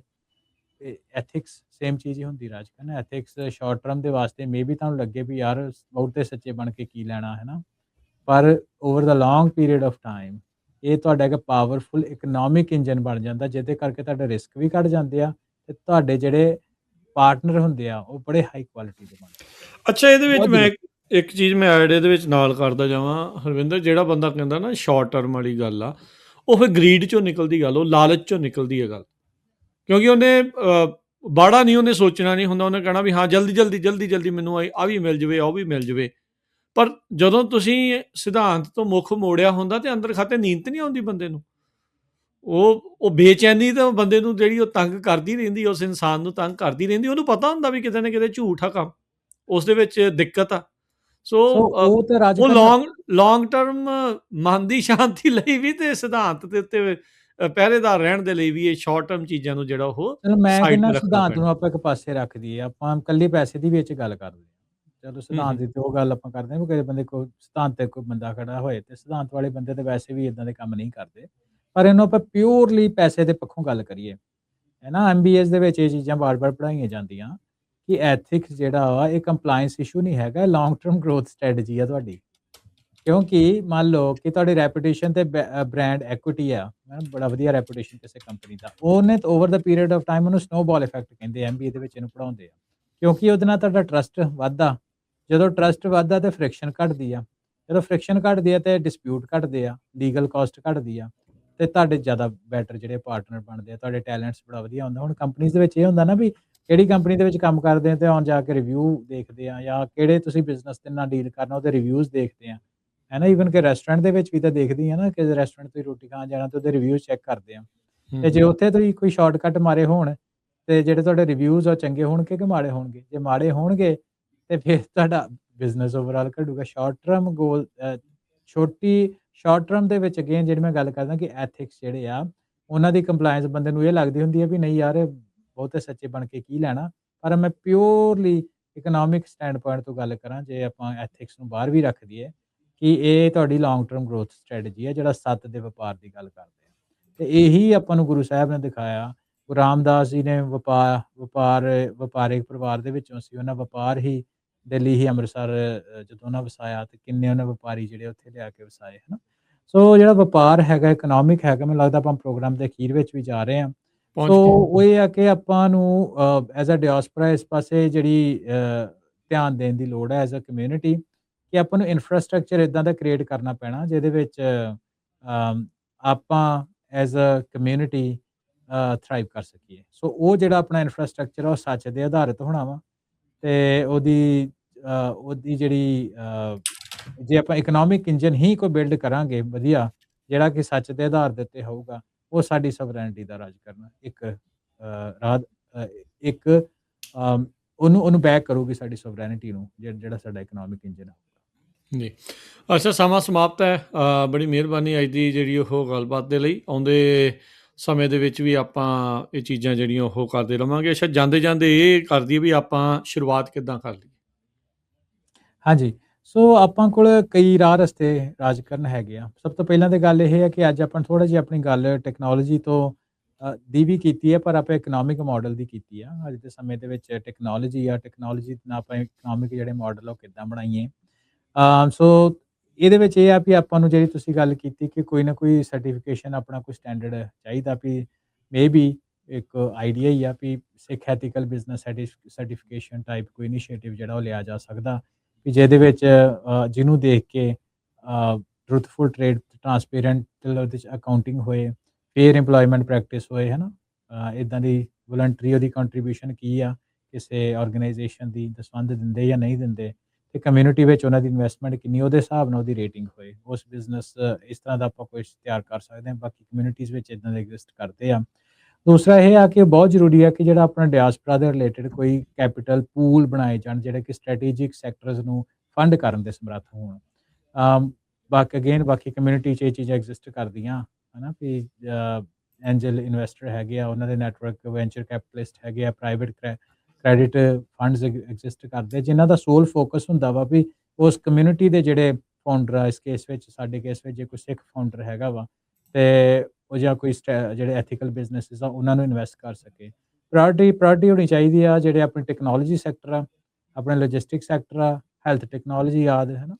ਤੇ ਇਹ ਆ ਕਿ ਉਹ ਇਹ ਵੀ ਚੀਜ਼ ਨੂੰ ਧਿਆਨ 'ਚ ਰੱਖ ਕੇ ਕਿ ਜਿਹਦੇ ਉੱਤੇ ਆਪਾਂ ਇਨਵੈਸਟਮੈਂਟ ਕਰ ਰਹੇ ਹਾਂ, ਸਪੈਂਡ ਨਹੀਂ ਆ ਰਾਜ ਕਰਨੀ, ਇਨਵੈਸਟਮੈਂਟ ਆ ਜਿਹਨੇ ਸਾਨੂੰ ਐਜ਼ ਅ ਕਮਿਊਨਿਟੀ ਕੋਈ ਵਾਪਸ ਦੇਣਾ, ਸਟ੍ਰੈਟੇਜਿਕ ਕਮਿਊਨਿਟੀ ਇੰਪੈਕਟ ਜਿਹੜਾ ਹੋਣਾ। ਜਿਹੜਾ ਅਗਲਾ ਇਨੀਸ਼ੀਏਟਿਵ ਰਾਜ ਕਰਨ ਬਹੁਤ ਜ਼ਰੂਰੀ ਆ, ਕਿ ਇਹ ਸਾਰੀਆਂ ਚੀਜ਼ਾਂ ਤਾਂ ਹੀ ਪੋਸੀਬਲ ਆ ਜੇ ਅਸੀਂ ਹਿਊਮਨ ਕੈਪੀਟਲ ਜਿਹੜੀ ਆ ਉਹ ਜਨਰੇਟ ਕਰੀਏ। ਜਿਹੜੇ ਸਾਡੀ ਆਉਣ ਵਾਲੀ ਜਨਰੇਸ਼ਨ ਆ, ਸਾਡੀ ਜਿਹੜੀ ਪੀੜ੍ਹੀ ਆ, ਉਹ technology, finance, policy, entrepreneurship, law, supply chain ਦੇ ਵਿੱਚ ਹੋਏਗੀ, ਤਾਂ ਹੀ ਉਹ ਸਾਡੇ ਕਮਿਊਨਿਟੀ ਦੇ ਜਿਹੜੇ ਕੁਛ ਐਸੈਟ ਬਣਨਗੇ। ਖਾਸ ਤੌਰ ਦੇ ਉੱਤੇ ਐਂਟਰਪ੍ਰੇਨਿਓਰਸ਼ਿਪ ਤੇ ਟੈਕਨੋਲੋਜੀ ਤੇ ਜਿਹੜਾ ਸਾਡੇ ਆਪਣੇ ਟਾਕ ਸ਼ੋਅ ਦਾ ਵੀ ਫੋਕਸ ਹੁੰਦਾ ਵਾ, ਤੇ ਉਹਦੇ ਵਿੱਚ ਖਾਸ ਤੌਰ ਦੇ ਉੱਤੇ ਬਹੁਤ ਜ਼ਰੂਰੀ ਆ। ਪਰ ਬਾਕੀ ਵੀ ਜਿਹੜੇ ਪਾਲਿਸੀ ਮੇਕਿੰਗ, ਸਪਲਾਈ ਚੇਨ, ਇਹ ਵੀ ਬਰਾਬਰ ਦੀ ਜ਼ਰੂਰੀ ਆ। ਚੌਥਾ ਇਹ ਆ ਕਿ ਦੇਖੋ, ਜਿਹੜੇ ਤੁਸੀਂ ਅੱਗੇ ਪਿੰਡਾਂ ਦੀ ਐਗਜ਼ਾਮਪਲ ਲਈ, ਹੈ ਨਾ, ਪਿੰਡਾਂ ਦੇ ਵਿੱਚ ਇੱਕ ਆਪਣੇ ਆਪ 'ਚ ਸੋਵਰਨ ਇਨਫਰਾਸਟ੍ਰਕਚਰ ਆ, ਪਰ ਹੁਣ ਅਸੀਂ ਚਲੋ ਪਿੰਡਾਂ 'ਚ ਤਾਂ ਰਹਿੰਦੇ ਨਹੀਂ, ਅਮਰੀਕਾ 'ਚ ਬੈਠੇ, ਹੈ ਨਾ। ਤੇ ਉਹਦੇ ਵਿੱਚ ਸਾਡੇ ਲਈ ਇਨੀਸ਼ੀਏਟਿਵ ਕੀ ਹੈ ਵੀ ਗੁਰਦੁਆਰੇ ਨੂੰ ਸੈਂਟਰ 'ਚ ਰੱਖ ਕੇ ਇੱਕ ਗਵਰਨੈਂਸ ਮਾਡਲ ਬਣਾਇਆ ਜਾਏ, ਜਿਹੜਾ ਕਿ ਜਿਹਦੀ ਐਗਜ਼ੀਕਿਊਸ਼ਨ ਲੋਕਲ ਹੋਵੇ, ਜਿਹਦੇ ਪੁਰਾਣੇ ਸਿੱਖਾਂ ਦੇ ਵਿੱਚ ਉਹਦਾ ਨਾਮ ਹੁੰਦਾ ਸੀ ਹੰਨੇ ਹੰਨੇ ਮੀਰੀ। ਸੋ ਕਹਿਣ ਦਾ ਮਤਲਬ ਵੀ ਗੁਰਦੁਆਰਾ ਜਿਹੜਾ ਹੈਗਾ ਉਹਦੇ ਅਰਾਊਂਡ ਜਿਹੜੀ ਕਮਿਊਨਿਟੀ ਬਿਲਡ ਹੋਵੇ, ਤੇ ਉਹ ਸਾਰੀਆਂ ਇੱਕ ਦੂਜੇ ਦੇ ਨਾਲ, ਕਿਉਂਕਿ ਗੁਰਦੁਆਰਾ ਇਕੱਲਾ ਪੂਜਾ ਸਥਲ ਨਹੀਂ ਆ, ਨਾਲ ਐਜੂਕੇਸ਼ਨ ਦਾ ਸਪੋਰਟ ਨੈਟਵਰਕ ਵੀ ਹੁੰਦਾ ਹੈ ਨਾ। ਭਾਈ ਕਾਨ ਸਿੰਘ ਨਾਭਾ ਦੀ ਐਗਜ਼ਾਮਪਲ ਦੇਖੀ ਆਪਾਂ, ਗੁਰਦੁਆਰੇ ਦੇ ਵਿੱਚ ਕੀ ਹੁੰਦੀ ਆ, ਤੇ ਉਹ ਜਿਹੜੀ ਇੱਕ ਕਮਿਊਨਿਟੀ ਆ ਗੁਰਦੁਆਰੇ ਦੇ ਅਰਾਊਂਡ ਐਸਟੈਬਲਿਸ਼ ਹੋਵੇ। ਤੇ ਰਾਜਕਨ ਜਿਹੜੀ ਇਹਦੇ ਵਿੱਚ ਇੱਕ ਚੀਜ਼ ਆਪਾਂ ਨੂੰ ਬਹੁਤ ਧਿਆਨ ਰੱਖਣ ਦੀ ਲੋੜ ਆ, ਤੇ ਮੇਰੀ ਉਹ ਖਾਸ ਤੌਰ ਦੇ ਉੱਤੇ ਗੱਲ ਇਹ ਹੈ ਕਿ ਜਦੋਂ ਲੋਕੀ ਆਪਾਂ ਇਦਾਂ ਦੀ ਗੱਲਾਂ ਬਾਤਾਂ ਕਰਦੇ ਆ ਨਾ, ਤੇ ਕਈ ਲੋਕੀ ਆਬਜੈਕਸ਼ਨ ਕਰਦੇ ਆ ਕਿ ਤੁਸੀਂ ਇੱਕ ਸੋਸ਼ਲਿਸਟ ਇਨਫਰਾਸਟ੍ਰਕਚਰ ਜਿਹਾ ਬਣਾਉਣ ਦੀ ਗੱਲ ਕਰਦੇ ਹੋ। ਇਹ ਗੱਲ ਨਹੀਂ ਆ। ਆਪਾਂ ਜਿਹੜੀ ਹੁਣ ਗੱਲ ਕਰ ਰਹੇ ਆ, ਇਹ ਸੋਵਰੈਨਿਟੀ ਦੀ ਗੱਲ ਆ, ਪ੍ਰਾਈਵੇਟ ਪ੍ਰਾਪਰਟੀ ਓਨਰਸ਼ਿਪ ਹੈ ਨਾ, ਦਸਵੰਧ ਦੀ ਗੱਲ ਚੱਲ ਰਹੀ ਹੈ, ਜੋ ਗੁਰੂ ਸਾਹਿਬ ਨੇ ਸਾਨੂੰ ਸਿਧਾਂਤ ਦਿੱਤੇ, ਆਪਾਂ ਉਹਦੀ ਗੱਲ ਕਰ ਰਹੇ ਹਾਂ। ਕੋਈ ਸੋਸ਼ਲਿਜ਼ਮ ਦੀ ਗੱਲ ਨਹੀਂ ਆ। ਤੇ ਦੂਸਰੀ ਚੀਜ਼ ਆਮ ਤੌਰ ਦੇ ਉੱਤੇ ਇਹ ਹੁੰਦੀ ਹੈ ਨਾ, ਵੀ ਜਿਹੜੇ ਬੰਦੇ ਕੋਲ 4 ਪੈਸੇ ਹੋਣ ਤੇ ਕਮਿਊਨਿਟੀ ਵਿੱਚ ਇੱਦਾਂ ਗੱਲ ਬਹਿਣੀ ਵੀ ਯਾਰ ਇਹਨੇ ਪੈਸੇ ਕੋਈ ਨੋਨ ਐਥੀਕਲ ਚੀਜ਼ ਕਰਕੇ ਕਮਾਏ, ਹੈਰਾਫੇਰੀ ਕਰਕੇ ਕਮਾਏ ਹੋਣੇ ਆ। ਇਹ ਚੀਜ਼ ਵੀ ਧਿਆਨ ਰੱਖਣ ਦੀ ਲੋੜ ਆ ਕਿ ਪ੍ਰੋਫਿਟ ਤੇ ਐਥਿਕਸ ਜਿਹੜੇ ਆ ਇਹ ਕਨਫਲਿਕਟ ਨਹੀਂ ਹੁੰਦੇ ਆਪਣੇ ਆਪ ਦੇ ਵਿੱਚ, ਹੈ ਨਾ। ਜੇ ਆਪਾਂ ਐਗਜ਼ਾਮਪਲ ਲਈਏ ਤਾਂ ਭਾਈ ਮੱਖਣ ਸ਼ਾਹ ਲੁਬਾਣੇ ਦੀ, ਉਹ ਮੰਨਿਆ ਜਾਂਦਾ ਵੀ ਲੁਬਾਣੇ ਭਾਈਚਾਰੇ 'ਚੋਂ ਏਸ਼ੀਆ ਦਾ one of the richest person ਸੀ ਉਸ ਟਾਈਮ ਦੇ ਉੱਤੇ, ਜਿਹੜੇ ਗੁਰੂ ਤੇਗ ਬਹਾਦਰ ਜੀ ਮਹਾਰਾਜ ਦਾ ਸ਼ਰਧਾਲੂ ਸੀ। ਸੋ ਜਿਹੜੇ ਅਮੀਰੀ ਤੇ ਐਥਿਕਸ ਜਿਹੜੇ ਆ ਨਾ, ਫॉर ਸਮ ਰੀਜ਼ਨ ਕਮਿਊਨਿਟੀ ਦੇ ਵਿੱਚ ਇੱਦਾਂ ਮੈਨੂੰ ਦੇਖਣ ਨੂੰ ਮਿਲੇ ਆ ਕਿ ਉਹ ਇੱਕ ਡਾਇਗਨਲੀ ਆਪੋਜ਼ਿਟ ਆ, ਜਦ ਕਿ ਇੱਦਾਂ ਦੀ ਗੱਲ ਨਹੀਂ ਹੁੰਦੀ। ਤੇ ਇਹ ਕੁਛ ਚੀਜ਼ਾਂ ਜਿਹੜੀਆਂ ਆਪਾਂ ਨੂੰ ਧਿਆਨ ਦੇਣ ਦੀ ਲੋੜ ਆ। ਜਿਹੜਾ ਸਾਡਾ ਪਾਥ ਆ, ਜੇ ਤੁਸੀਂ ਸੋਵਰੈਨਿਟੀ ਦੀ ਗੱਲ ਕੀਤੀ, ਸਾਡੇ ਸਰੋਤੇ ਤੇ ਵਿਊਅਰਸ ਨੇ ਸਾਨੂੰ ਫੀਡਬੈਕ ਦਿੱਤੀ, ਤੇ ਆਪਾਂ ਤਾਂ ਅੱਜ ਇਕਨੋਮਿਕ ਐਂਗਲ ਦੀ ਰਾਜਕਰਨ ਗੱਲ ਕੀਤੀ ਆ। ਸੋਵਰੈਨਿਟੀ ਇਕੱਲੀ ਥਿਓਰੀ ਦੇ ਵਿੱਚ ਨਹੀਂ ਬਿਲਡ ਹੁੰਦੀ, ਇਹ ਬਿਲਡ ਹੁੰਦੀ ਹੈ ਬੈਲੈਂਸ ਸ਼ੀਟਸ ਦੇ ਵਿੱਚ। ਤੁਹਾਡੀ ਕੈਪੀਟਲਾਈਜੇਸ਼ਨ ਜਿਹੜੇ ਤੁਹਾਡੇ ਹੈਗੇ ਆ ਉਹਨਾਂ ਦੀ, ਤੁਹਾਡੀ ਟੈਕਨੋਲੋਜੀ ਦੇ ਪੇਟੈਂਟਸ ਤੁਹਾਡੇ ਕੋਲ ਕੀ ਆ, ਤੇ ਜਿਹੜੇ ਤੁਹਾਡੀ ਆਪਸੀ ਕਮਿਊਨੀਕੇਸ਼ਨ ਆ, ਤੁਹਾਡੀ ਟੈਕਨੋਲੋਜੀ ਆ, ਤੁਹਾਡੇ ਇੰਸਟੀਟਿਊਸ਼ਨ ਕਿੰਨੇ ਸਟਰੋਂਗ ਆ, ਉਹਨਾਂ ਦੇ ਵਿੱਚ ਕੀ ਗੱਲਾਂ ਹੋ ਰਹੀਆਂ, ਉਹ ਤੁਹਾਡੀ ਸੋਵਰੈਨਿਟੀ ਦਾ ਜਿਹੜਾ ਉਹ ਪਿਲਰ ਬਣ ਗਏ। ਜੀ ਬਿਲਕੁਲ ਜੀ, ਬਹੁਤ ਧੰਨਵਾਦ, ਬੜੀ ਮਿਹਰਬਾਨੀ। ਮਿਲਦੇ ਹਾਂ ਫਿਰ ਆਪਾਂ ਅਗਲੀ ਵਾਰ। ਅੱਜ ਦੇ ਪ੍ਰੋਗਰਾਮ ਦੇ ਵਿੱਚ ਇੰਨਾ ਹੀ। ਸਭ ਨੂੰ ਪਿਆਰ ਭਰੀ ਸਤਿ ਸ਼੍ਰੀ ਅਕਾਲ। ਸਤਿ ਸ਼੍ਰੀ ਅਕਾਲ।